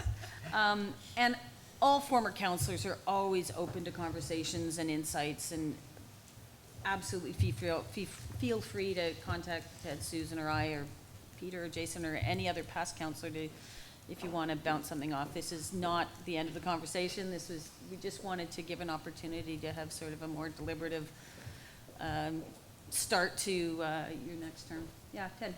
Well, I got a couple things on my list here. Grants, we didn't talk about grants, but I mean, you guys will get a bunch of information on the grants, and, you know, you'll really realize what a good job that everyone's been doing to get ourselves in a position for grants. I mean, I'm so proud of the group for all the work they did at doing that. I'm just going to add to grants before you go on. To get grants, you have to have done your homework, and you have to actually have your projects in your work plan to be successful. So over the last several years, we've been really diligent about putting out 5, even 10, 15-year projections on some of our big capital projects, making sure that we have really strong master plans in all the big capital realms, everything from facilities to stormwater management to sewer to liquid waste, integrated flood hazard. We've done the master plans and the action plans that go with that, and we're starting to see a lot of success in grants. You can't just put a grant together and go, I want money for a dike, without having done your homework, without having had it in your work plan. You just won't even percolate to the top of the list. So I think that's what Ted's talking about, is we've done a ton of that homework, without which you just are not able to be successful on grants. That's just the way the system works. So then, another thing that happened, I guess, 7 years ago, we started archiving all our meetings. And I know a lot of the topics that everybody's going to be going over, we have talked about once before. And, you know, people might not say, oh, why don't you watch this old meeting because we discussed this before. That might not be something that comes to you, but it doesn't stop you from asking staff, has this been talked about before? Is there any presentations on this? And get the date and go back a year or two and listen to it, because we do rehash things over and over. And I was just for fun looking at parking a while ago, and I was going back as far as I could go to our parking conversations to see how they progressed. And I've got down here in my list to apologize to you guys for the parking, but those presentations are, can be really helpful. And if nothing else, make you look really smart in a meeting because it'll look like you know what's going on. You just heard the secret that Ted's managed over the last 7 years. Yeah, one of the other things that we were working on, and it was for the building department, and the way we look at projects, and there's part 3 projects and part 9 projects, like houses and anything up to a duplex is part 9, and part 3 are all the bigger stuff. And we were council was trying to kind of take that out of City Hall, and Patty, I know she'll explain this better, but we don't have to be the building inspectors on these big buildings and things like that, and I think we could reduce our workload quite a bit. Maybe you'll fill her in on, say more on that? Sure. Actually, one of the big topics that was we deliberated on when I was on the UBCM board was the whole role of building inspection in the municipal realm. Happened a lot when I sat on the MIABC board. Building inspection is technically not something local governments have to provide. For example, a lot of regional districts just simply don't have building inspections. It's a provincially mandated regulation. The building code is a provincial regulation. However, local governments provide the service because they see it as an important service to provide. Where MIABC particularly, and where UBCM has always been when you start to get to the bigger projects, it requires a whole bunch of professionals to sign off on things, engineers, yada, yada, yada. If a local government inserts themselves too much into that process of approving large buildings, multifamily buildings, commercial buildings, we start to take on that liability. So from an insurance point of view, the MIABC would love it if municipalities got out of the building inspection business, period. Municipal Insurance Association of BC. So you think of the leaky condo and how many municipalities, I sat on the board when some of those leaky condo issues were coming to the MIABC board, and you have you take on a lot of risk when you start to have your building inspectors insert themselves too much. So I think the conversation we've been having is how do we pull back from that? How do we make sure that our building inspectors are doing what they need to do to make sure that the connections are right, so that their water pipe and our water pipe are connecting properly, and sort of that side of things, but not let the experts hired by the builders to actually certify the building under the building code. It's not our building code. With the STEP code, and if you guys aren't familiar with that, it's probably a good idea to read up on that. Municipalities can choose which step they're in for different whether it's part 3 or part 9 buildings. And that's essentially energy efficiency. I won't go into great detail there.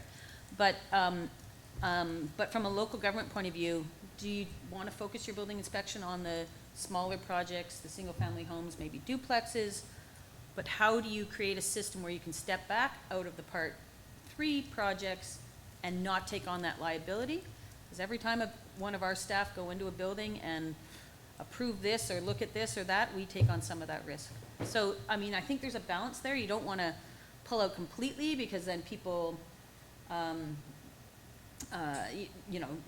are really challenged to find that in the private sector to fulfill, particularly in the smaller projects. The bigger projects, they're going to have all the experts there doing the job anyway, and we're just basically inserting ourselves into another layer that we don't need to. So that's a conversation that's happening right now. Staff are trying to figure out a system whereby we're covering our collective tookuses, however, being able to build capacity in that department and not necessarily have to be involved in every layer of that. Fair enough to say, Gary? Yeah. Thank you. Okay, Ted, one more. Yeah, okay, well, I've got 3 No, more, you've got but one more. I'll give you one more. So, there's no bad question. When you're sitting and somebody's explaining something and there's a whole room full of people and they're explaining something to you and you just don't get it, don't not put up your hand and look stupid. I mean, do put up your hand and look stupid, but I'm asking a question. Because, you know, if you're wondering, potentially other people are wondering too, and you know, I just know over the years, when I first started, it was like, oh, I'm not gonna ask that question, that's kind of dumb. I should know that, but, you know, so there's no bad question, and hopefully you get over that real quick, because then you really have more fun. Linda? And further to that, Mayor Heinzman, staff are always available too, outside of council chambers, through me. For the stupid questions. For the stupid questions, and we won't tell. No, I mean, there's that old saying, you may ask a question and you're a fool for a moment, but if you don't ask the question, you're a fool forever, so. Yeah. Well, one more? Okay. Okay, that's good, I'm glad I got to my list, and then, I guess, you know, the biggest thing is I'm really happy to see a respectful bunch being elected in this time. I'm pleased with everyone that are part of the next council, and I'm happy for staff, and so on the staffing, the one thing that, you know, after years of being here, the one thing that I'm gonna miss is the staff, because it's like, The one thing? when you walk out the door, that light goes off, and there's no walking back in that door, so I really just have to say that the biggest thrill for me has been getting to know the staff, because they're just such professional, people at their jobs, and they help you, and they listen to all the crap that you give them, and anyway, I'm just really so happy to have met them. I just totally look at planning different, and engineering, and, I mean, the You're way gonna it have all a chance to works. say all that stuff in the special meeting. You can Well, get I'm all done mushy. now. Yeah, so anyway, that was the last thing on my list. So thank you, staff. Susan? I'll leave the mush till the special meeting. Yeah, we'll leave the mush to the special meeting. I will say, you will find out very quickly how talented, smart, and dedicated our staff is. And they are absolutely motivated by delivering services to our community, and they're excellent at it. And they do an amazing amount of work for the very few resources and all the other things they have on their plate, so I can't agree with you more, Councillor Pryor. We're gonna move on, and don't leave, you guys can sit here. So why don't we take a 5-minute break? Thank you. Welcome back, everyone. We're in the Committee of the Whole meeting of Tuesday, October 23rd. The next item on our agenda is discussion about truth and reconciliation and the United Nations Declaration of the Rights of Indigenous Peoples. As you know, the relationship with the Squamish Nation is our most important relationship. They are our community partners, our regional partners, and there's a growing respect and communications and appreciation and understanding of their existence in our region for time immemorial. Council obviously has been deliberating on this and working with the nation on a variety of different issues. Our library led a Truth and Reconciliation exploration last year, and I know the nation has been working in the schools and doing an amazing amount of work. But I thought it was a good way to sort of finish off this council, as well as bring in the new councillors in terms of getting an understanding of this important relationship. By having a conversation about TNR and the UN Declaration of Rights of Indigenous Peoples. Ironically, one of the calls to action within the Truth and Reconciliation report is that local governments consider adopting or accepting the UN Declaration of the Rights of Indigenous Peoples as one of the calls to action. So that's something that I'm hoping the committee will consider at the end of this conversation, is that we actually action that particular call to action that's in the TNR report. I also included in the memo, pardon me, a report that the City of Vancouver did a number of years ago, and they worked with the Truth and Reconciliation Commission and parsed out specific calls to action that are either relevant or to the City of Vancouver. They may not all be relevant to us. We have a different charter than the city. and have a few different things that we focus on. But I thought it was just a good starting point to sort of frame the conversation around how council and the community as a whole want to move forward on this issue. I thought it'd be good to talk about some of these calls to action and maybe put them in the forefront of the next council's thinking and agenda, so that you can think about how we start to move forward, specifically related to Truth and Reconciliation. The Public Art Committee has initiated a two-phase public art project focused on Truth and Reconciliation. We've met with the elders and got direction from them. And we're currently just out on proposal call for the first part of that, which is inviting a artist from the nations to put forward a proposal to actually put specific Squamish Nation or Tsleil-Waututh Nation art in the community. And the second phase would be more of a collaborative piece that's focusing on the idea or the philosophy, the mandate of Truth and Reconciliation in a broader context, and we're still in the process of defining that.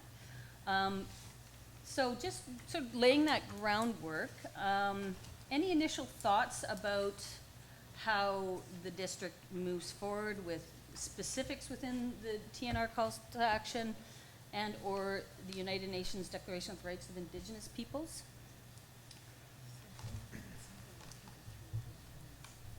Okay, maybe we'll, so we have actually been on this journey for quite a while. We've done a lot of work within our organization, within our staff, external work with a variety of different things. So maybe we'll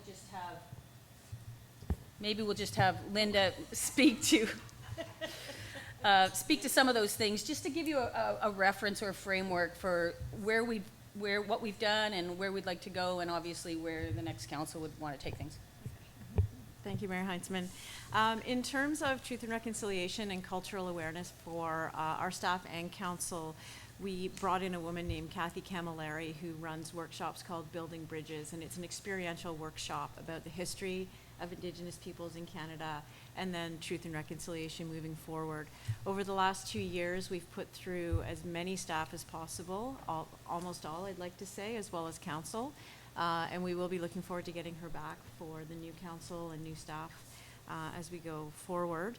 We also did a second iteration of that, or sort of a level 2 with, at this point, just managers, but we hope to expand that again within capacity. It's called Pulling Together. So how do you work Indigenous culture into your strategy as staff?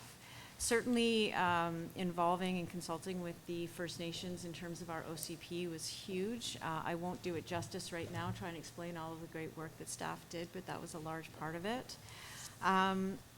The canoe shed that you can see on Loggers Lane was a heritage-funded project that we did in conjunction or in partnership with the Squamish Nation.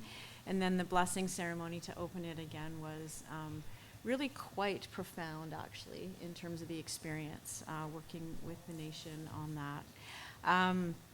Certainly some developments that the Squamish Nation are partners in, so around the economic development and the Chikai fan development is something that's ongoing, as well as working on active transportation and a corridor down to the oceanfront lands that they're part of. Just recently, for staff, we did Squamish Nation cultural training. About 60 people attended at Totem Hall from primarily staff. I'm looking at Natasha because she ran that. A large project that everyone was quite proud of was the what we called Operation Gumboots in 2017. And that was a joint planning exercise for emergency flood response and evacuation. And we continue to work very closely with Squamish Nation on emergency preparedness. And in fact, we won an award with Squamish Nation on our emergency alert system, because again, we worked with them together on that. Public Art Committee, the mayor spoke to that. Human Resources and our Squamish Fire Service attended the Squamish Nation Career Fair in October. Our Public Works routinely assist through the operations team with Squamish Nation on helping out with servicing in terms of water and sewer and storm drainage on reserve lands. And in terms of Squamish, we do actually already provide water and sewer, and so there's a real operational relationship there that's quite productive. Integrated Flood Hazard Management Plan was a huge project, and engagement with Squamish Nation was quite robust. And in addition, the data that the district procured for that was then provided to Squamish Nation so they could integrate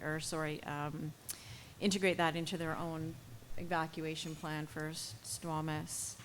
And finally, with the RCMP, the district put money into purchasing a long canoe that we hope to leverage more with the First Nation and RCMP, and our fleet bought a trailer so we can actually get it to the water.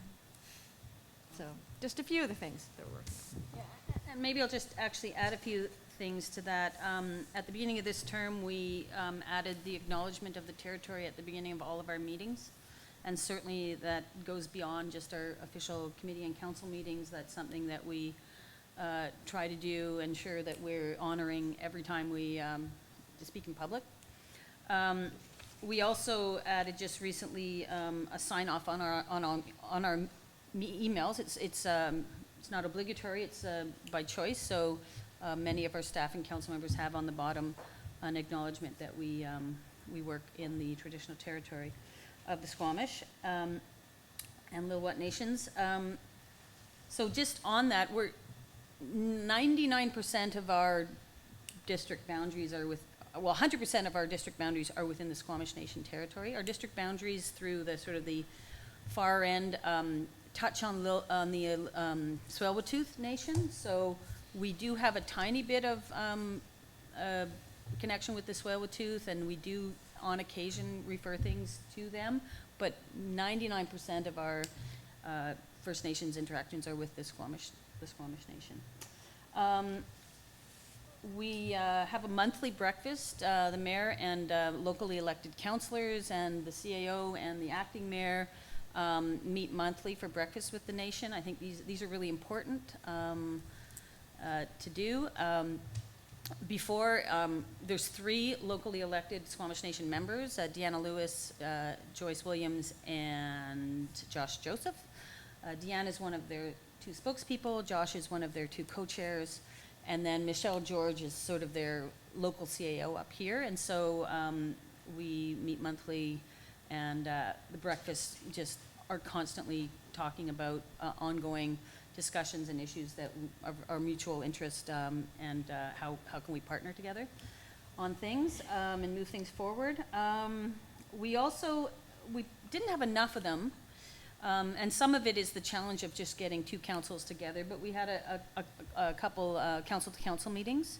I would have liked to have had a lot more. They had a changeover in government and had quite a prolonged orientation period for that new council, and the Squamish Nation is so busy.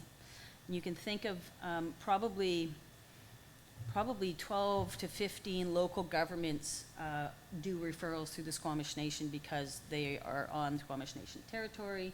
You think of all the referrals that come through the province or the feds, they are busy. So we totally appreciate that often we're on their timelines, and we have to respect that.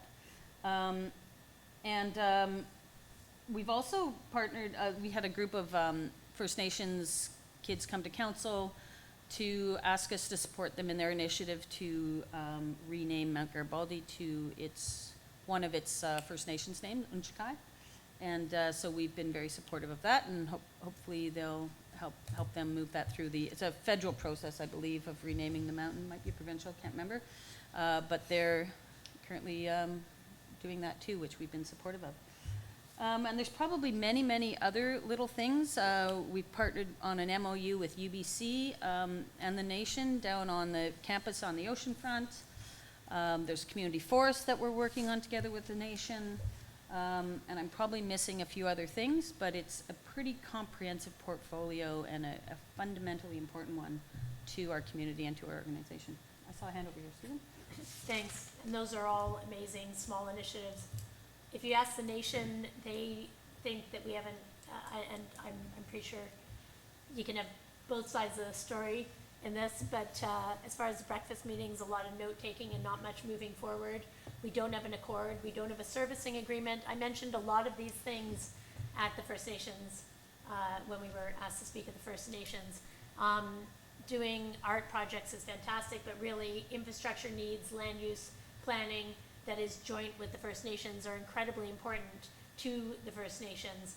And having a housing authority, we've gone forward without with housing authority, without really consulting with the First Nations on housing much. We don't have a housing authority, so we haven't worked jointly on having a housing authority with the First Nations, although we have talked about it.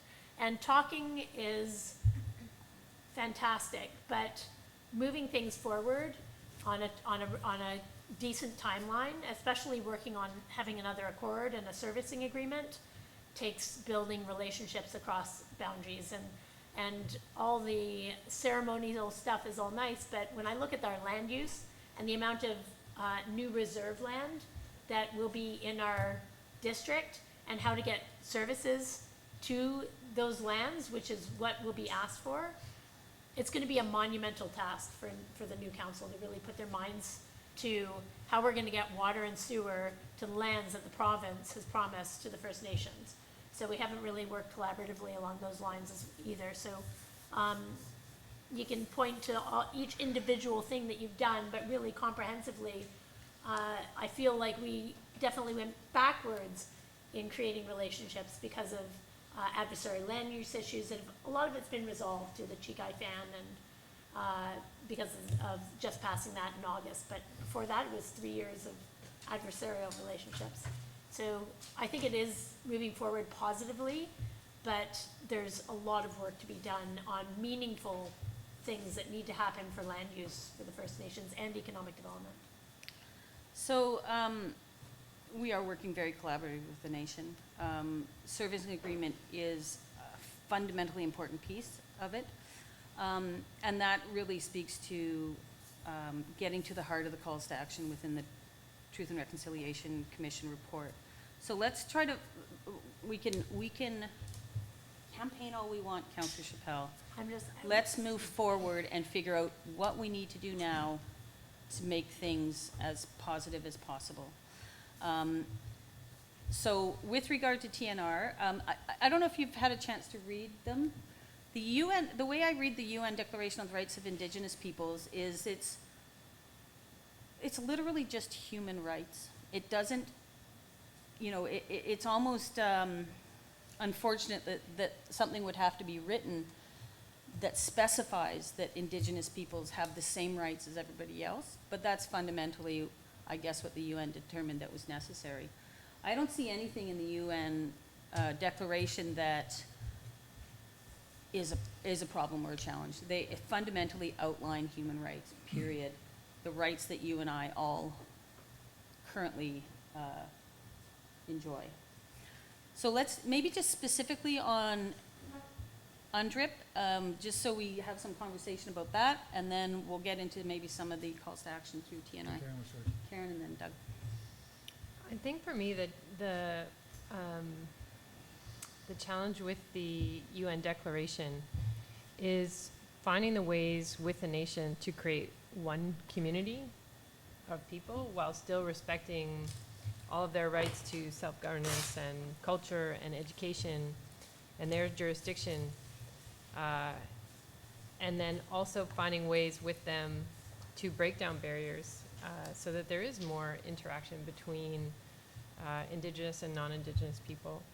And I think that is still a challenge, but I think it's one we can overcome if we're thinking about community connectivity and how we do things jointly. And I've already started to plant seeds with the local Squamish Nation councillors about how do we meet differently, government to government, to start building those relationships. So not necessarily around tables and not necessarily with Robert's rules, but how do we begin differently so that we can start to model a different kind of relationship building at the government to government level so that we can try and emulate that in our communities as well. And I think part of that is making sure that there is safety in all of our institutions so that Indigenous people feel that their culture is respected here, and when they come for services or support, whether it's through recreation or through the district office, is that they will be treated as equals. And I think that's part of the reason we spent so much time training staff to understand the impacts of colonialism, because we do want to create safe spaces, and I think we need to advocate for that with all of our partners in the region. Thanks, Karen. Doug and then Eric. Thank you. I have to confess that when this came out in the agenda package, this was the first time I'd actually read it line by line, and I'm talking about the UN Declaration. And I think, you know, to put it into one or two sentences, for me it was, I think any fair-minded person would find this just common sense. And really there's nothing remarkable in there. There's a couple of points, though, I did note, and one is Article 19, and throughout it, it refers to states. States should do this, states should do that, etc. And in Canada, we typically call it the Crown. And constitutionally, that's the federal and the provincial governments and the right to consult and do these things. It's debatable whether legally it extends to local governments, municipalities, our obligation to consult, etc., or whether we have one at all as a municipal government. Nevertheless, as a practice, even if we don't, I think it is generally something that we should pursue. There's one point in there in Article 19 that struck me, and sorry, I'm going to have to apologize again for being a lawyer for so many years, but Article 19 was the obligation to consult on proposed legislation. And the Supreme Court of Canada just went the other way on that and said that as far as the Constitution goes, that is not there. Nevertheless, as a practice, I think, and we do consult with a lot of different stakeholders, and they are certainly a stakeholder in our community. The other that has caused me concern in the past, and maybe less concern now that I've actually read it, is the free, prior, informed consent provisions, and it's set out in Article 32. And I have to admit, it wasn't as bad as I thought it was. You know, I looked at that and wondered, and once again, lawyers get hung up on governance and whether or not that means that there has to be, you know, First Nations on a particular project have to be unanimous. Or whether, like the rest of our country and the rest of our governance, is majority rule in some fashion. Or does that actually constitute a veto, and why should they have a veto? I don't have a veto. We don't have a veto. How do we reconcile that in our community? I actually don't think it's that way. I think what that means is that it states that there is an obligation to consult, to try to obtain the consent. And that is, but you don't get the consent. The important thing for the state to do, the Crown to do, is to properly consult in good faith. And if the consent comes, great, and if it doesn't come, this Crown has fulfilled its duty under this provision. That is probably open to different opinions, probably open to interpretation, and probably is still a bit of a gray area in our country, particularly in light of the Prime Minister's comments from time to time on different aspects of this. It is, I think, the provision that hung up the Kinder Morgan pipeline at the federal court level. So certainly it's a gray area, but I would not want to say I do not support this because of that one particular provision. I think that's something as a country and at different levels of government we'll kind of evolve ourselves through, and we will interpret it so that it is fair to all concerned. But generally speaking, it's a very supportable document. Thanks. Eric? I wanted to make the observation that the United Nations Declaration and how the provincial government interprets them and is implementing them in resource management policy is a major issue. On the coast of BC, we have a tremendous underharvest of annual allowable cut. It's something that our region also faces. However, we do not, our region, and it's to the credit of the credit to the relationships that we've established in this region, is that we are distinct in not facing these obstacles relating to interpretation and practice related to the United Nations. Our issue is understaffing in the provincial government agencies, and related to that is our housing costs. But it's a credit to us in our corridor that we are, in contrast to other parts of the province, not facing issues with our seven First Nations in this region relating to the United Nations Declaration and its interpretation in resource management policy. Thanks, Eric. Thanks. Yeah, I think pointing to some of our failings is a necessary thing for new council to understand. Not really campaigning, just saying our failings. And one of the things that we failed at is that our hospital had promised the First Nations, and one thing that is in relationship to the Accord is that, or to the Declaration of Rights, is that they have access to culturally appropriate services. And we promised in our hospital plan that there would be space and resources set aside for our First Nations to have culturally appropriate healthcare. And what's happened is the opposite, is now our healthcare resources for our First Nations have now gone down to North Vancouver. All of our First Nations now have to travel down the corridor to obtain culturally appropriate services to the North Shore. So ensuring that that collaboration happens so that our First Nations are able to receive healthcare services in the district in the same way that we reserve the right to have healthcare services at our hospital is going to be a challenge that is going to have to be faced by the new council. I think that lobbying the provincial government and lobbying for those resources to come back to Squamish, because they've actually been sucked, including staffing at the First Nations and with the First Nations Health Authority, because everything's been separated. They no longer have the ability for mental health services, for rape kit access, for all of those services that happen at the hospital. Having those rights in your own community is really important, and dovetailing our advocacy with the First Nations to ensure those services come back. Yeah. So just focusing on UN Declaration, because in the calls to action, it speaks specifically to some of those culturally appropriate things that Councillor Chappelle in the TNR calls to action. On the UN Declaration, I'm hearing support for the principles. I'm not hearing anyone who has any concerns. I think, as Doug said, they're common sense rights that we all actually enjoy today. With that, I don't see any more hands. I'm wondering if someone would like to put a motion forward that council support the UN Declaration of the Rights of Indigenous Peoples. Moved by Councillor Ray, seconded by Councillor Elliott. Any more discussion? I'll call the question. All those in favor? Opposed? Motion carries. We just did one of the calls to action in the TNR report. Good job, guys. So on the TNR report, the City of Vancouver outlined about 40 different, no, not quite that many, maybe 20 or so different calls to action that they thought are actionable by the local government. Some of them speak to their charter and things that they influence, certainly more than we do through our charter. However, a number of them speak to some of the culturally appropriate stuff with regard to access to health care and that type of thing. So I'm not sure if council went through those recommendations.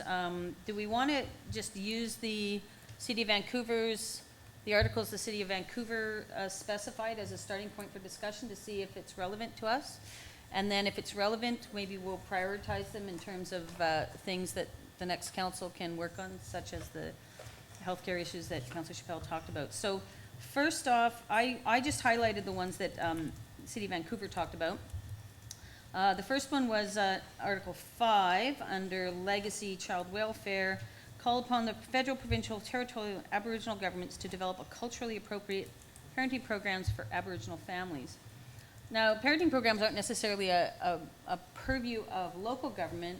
However, this is the type of thing I think we can be mindful of when grants and aid come forward, or if we look at development applications that may, maybe we get community amenities that might address this type of thing. So I'm not sure it's top of our list. However, I think it's something that you keep in the back of your mind so that you're aware of it should should there be an opportunity with partners to move this kind of thing forward. Any thoughts on number 5? Or maybe any disagreement about its relativity? Okay, we'll keep that on list. Number 7, we call upon the federal government to develop with Aboriginal groups a joint strategy to eliminate educational and employment gaps between Aboriginal and non-Aboriginal Canadians.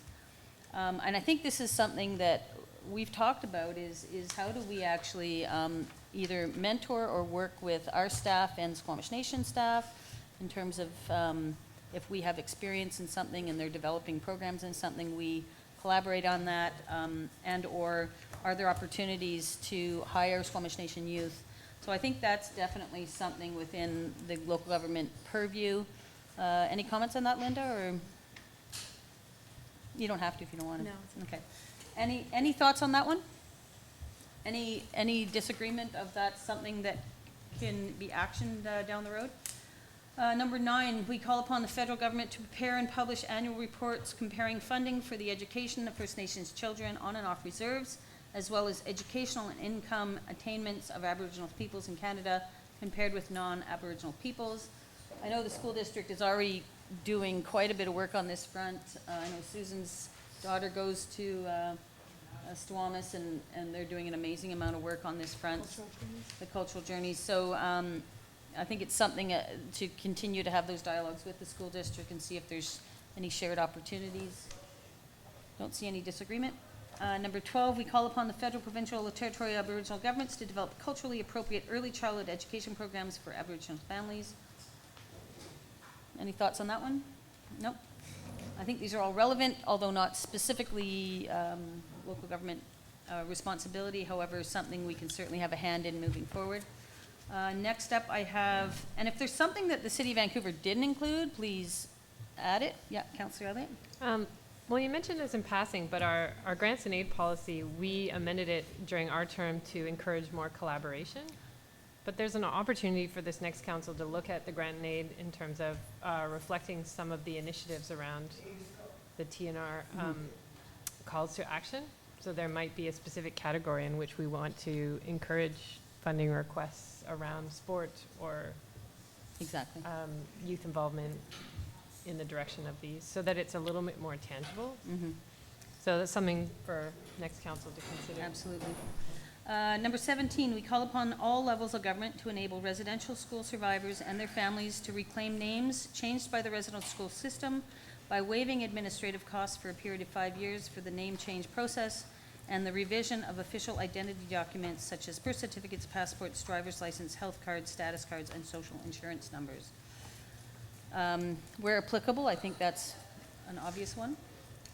Number 21, we call upon the federal government to provide sustainable funding for existing and new Aboriginal healing centres to address the physical, mental, emotional, and spiritual harms caused by residential schools, and to ensure that the funding of healing centres in Nunavut and the Northwest Territories is a priority. I think that speaks a little bit to what Councillor Chappelle was talking to, and efforts we need to do with the local health authorities. Number 22, we call upon those who can affect change within the Canadian healthcare system to recognize the value of Aboriginal healing practices and to use them in the treatment of Aboriginal patients in collaboration with Aboriginal healers and elders where requested by Aboriginal patients. Again, speaking to what Councillor Chappelle was talking about. 38, we call upon the federal, provincial, territorial, and Aboriginal governments to commit to eliminating the over-presentation of Aboriginal youth in custody over the next decade. This is a conversation we can obviously have with our police and school district to help move that. Number 40, we call on all levels of government in collaboration with Aboriginal peoples to create adequately funded and accessible Aboriginal specific victim programs and services with appropriate evaluation mechanisms. I'm expecting hands if anyone wants to comment or disagree. Number 43, we call upon federal, provincial, territorial, and municipal governments to fully adopt and implement the United Nations Declaration of the Rights of Indigenous Peoples as a framework for reconciliation. A check. We just Which one did was one. that? Item 43. Did we do Article. 90? What's that? Did we do 90? Sport? We're getting there, I'm just going through it numerically. Ah, okay. Number 44, we call upon the Government of Canada to develop a national action plan, strategies, and other concrete measures to achieve the goals of the UN Declaration of the Rights of Indigenous Peoples. Next, 47, we call upon the federal, provincial, territorial, municipal governments to repudiate concepts used to justify European sovereignty over Indigenous peoples and lands, such as the doctrine of discovery and terra nullius, and to reform those laws, government policies, and litigation strategies that continue to rely on such concepts. I think we've certainly started that decolonization of our staff and how we do internal systems, but we're on the very beginning of that journey for sure. You have an inquisitive look, Councillor Elliott. I'm just trying to think of any policy that might enshrine that at the local government level. I can't think of any, but Yeah, but it might be something to be mindful of. Yeah. Sorry to go through this one at a time, but we call upon the federal, provincial, territorial, and municipal governments to provide education to public servants on the history of Aboriginal peoples, including the history and legacy of residential schools, the United Nations Declaration on the Rights of Indigenous Peoples, treaties and Aboriginal rights, Indigenous law, and Aboriginal Crown relations. This will require skill-based training in intercultural competency, conflict resolution, human rights, and anti-racism. And we've started this journey. We're on the very beginning of it. Which number was that? That's number 57. Number 62 and 63. There's quite a bit to read here. Do people want me to read this out? No. It's again about education and advocacy for children. Youth programs, number 66, we call upon the federal government to establish multi-year funding for community-based youth organizations to deliver programs on reconciliation and establish a national framework to share information and best practices. I think that's something that we definitely want to connect with. Councillor Elliott? I know that we had a youth engagement strategy and we received a report card in July. And I think understanding the direction that Squamish Nation Council is taking their youth engagement strategy and trying to link them up would be very beneficial to create that cross-cultural connection and education. So I think there's plenty of opportunity there, since that's something that I think this next council will have their eye on. Excellent. 67, 68, 69. You want to speak to that one, Eric? Sure. Do you mind if I just frame it quickly? So this has to do with You bet. museums. One of them's the 150th anniversary, which is already done. Libraries and archives, predominantly. Eric? Yes, it's been for a number of years discussed that we are in need to address a heritage policy within the district. It's on the kind of on deck in the strategic plan. Our Squamish Public Library, it has a large collection and diverse collection relating to the Squamish Nation history and our shared history. There are also sites and features in the landscape, as well as some place names that we haven't yet perhaps commemorated to the extent we can. So that I suggest that this entire section here under Museum and Archives would be very appropriately referred to that project of undertaking a heritage policy. Absolutely. Yeah, great point. Thanks, Eric. Moving on, 78, we call upon the Government of Canada to commit to making funding contribution of $10 million over 7 years to the National Centre for Truth and Reconciliation, plus an additional amount to assist communities to research and produce histories of their own residential school experiences and their involvement in truth, healing, and reconciliation. I think this speaks to what Eric was just saying in terms of heritage or historical policies, and maybe it's worth looking into seeing if there's funding for that through this, if they've actually set this fund up, and whether or not there's funding there to help maybe move that along more quickly. Number 80, we call upon the federal government in collaboration with Aboriginal peoples to establish a statutory holiday, a National Day for Truth and Reconciliation, to honor survivors, their families, and communities, and ensure that public commemoration of the history and legacy of residential schools remains a vital component of the reconciliation process. I think this is something that we can, along with the Squamish Nation, lobby the federal government to see if we can move that one along. 87, Sports and Reconciliation. We call upon all levels of government in collaboration with Aboriginal peoples, Sports Hall of Fame, and other relevant organizations to provide public education that tells the national story of Aboriginal athletes in history. That'd be an interesting one to know if we have, oh good, we've got our local historian on the council soon to be, so. Well, I just wanted to acknowledge Mayor Heinzman that we have a couple of alumni from the Mount Chikai Warriors Canoe Club here in with us today. And the Mount Chikai Warriors are a youth sports club that travels around the Pacific Northwest and to festivals for Salish canoe racing. However, we don't host a festival here in Squamish because we lack facilities. So the opportunity of assisting the Mount Chikai Warriors in hosting a canoe racing festival, there are of course events with the RCMP and the local Squamish Nation community, might be referred to the Marine Strategy for Implementation. Sounds like a great plan. Thanks, Eric. Number 90, again, it's a long one. It speaks to sports policies, programs, and initiatives. I think this is obviously something we can work through our Parks and Rec department on, as well as other collaborations. Unless I see a hand, I'm going to keep moving on. We've got 3 minutes. We call upon the federal government in collaboration with the national Aboriginal organizations, this is number 93, to revise the information kit for newcomers to Canada and its citizen test to reflect a more inclusive history of the diverse Aboriginal peoples of Canada, including information about the treaties and history of residential schools. I think this could be actually quite an interesting project with somewhere like the hotspot or the refugee center in terms of making sure that not only refugees from other countries, but anyone moving into Squamish has a knowledge and understanding and respect for the lands and the peoples who have lived here for time immemorial. So I think that's kind of an interesting project that can be collaborated on for sure. That was the list that the City of Vancouver put forward. There may be others in that, and we're not going to get all the way down the road on this, but the intention, I think, was to initiate that conversation with the new council members, have that conversation here in the open, so it's top of mind.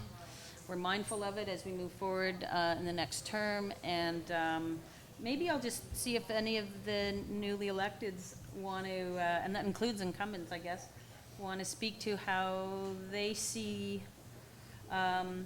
this reflecting in the work to come in the next couple of years.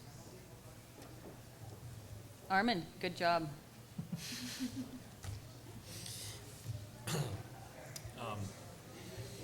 Well, as a whole, it's great to see it broken down into so many pieces, and a lot of it, even going back to the Declaration for the Rights of the Indigenous People, like you said, just seems like common sense, and but having that front of mind through really every process is of the utmost importance, and seeing where it dovetails nicely and where it's going to take a lot of work so we can all move forward on it, really. So, yeah, it's great. Yeah, I think there's exciting opportunities through a lot of this too. Councilor Rice. Yeah, I think, I think of, it's part of creating a culture within the organization, and I guess the comparable one is the culture we created in the last term around public engagement, where it's always front of mind, always something we consider going forward on any particular issue. And so we now have that culture inside the organization, and I think this is similar to that. You're creating a culture of sensitivity, really, to a number of different issues that affect Indigenous peoples, and those in different issues will bear on it to different extents. That brings up an interesting point, and maybe it's something new council considers as it goes through its procedural bylaw, is perhaps within reports you'll see, is there a budget implication? Does it meet strategic direction, public participation? And so we sort of grade the reports based on a bunch of different things, and perhaps that's something the new council wants to add to the agenda. The regular agenda is a reflection on how does this report or this impact First Nations, just so that it's always mindful. But we're not gonna make that change today, but it may be something as you deliberate on your procedural bylaw, that you may wanna consider adding in the future. Any other thoughts on this? You think that, I don't wanna overprescribe, the next council's work plan.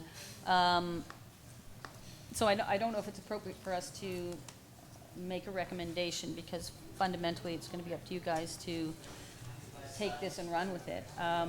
But I will entertain one more motion, and that would be that we bring the resolution on the UN Declaration of Rights of Indigenous Peoples to the special business meeting that is happening 2 minutes ago, or in 2 minutes. Bring it forward in that meeting to ratify it. Moved by Councillor Ray, seconded by Councillor Elliott. I'll call the question. All those in favor? Opposed, if any? Motion carries. Councillor Ray? If I can make a recommendation or a suggestion with respect to the points we just went through, is to refer them to the new council's meetings on strategy and priorities for discussion. So the new council can then take it from there and decide what to do with it. Moved by Councillor Race that we refer these points to the Truth and Reconciliation calls to action relevant to municipal governments to the strategy session of the new next council, seconded by Councillor Chappelle. I think we've spoken to it. We're good. I'll call the question. All those in favor? Opposed, if any? Motion carries unanimously. What's that? Can I just speak to one more thing? Yep, go ahead. So I also think understanding the IAP2 framework is incredibly important to understand whether you're consulting or informing, and operating at the right level of don't inform if you mean to consult, and don't consult if you mean to inform. And that might be a good thing as well for the new council to look at. It's part of It's orientation. part of the Or orientation. With the orientation. Yeah. Perfect, is maybe bringing up Jessica as well. Awesome. Okay, I'll look for a motion to terminate the meeting. Karen, Ted, all those in favor, opposed, motion carries.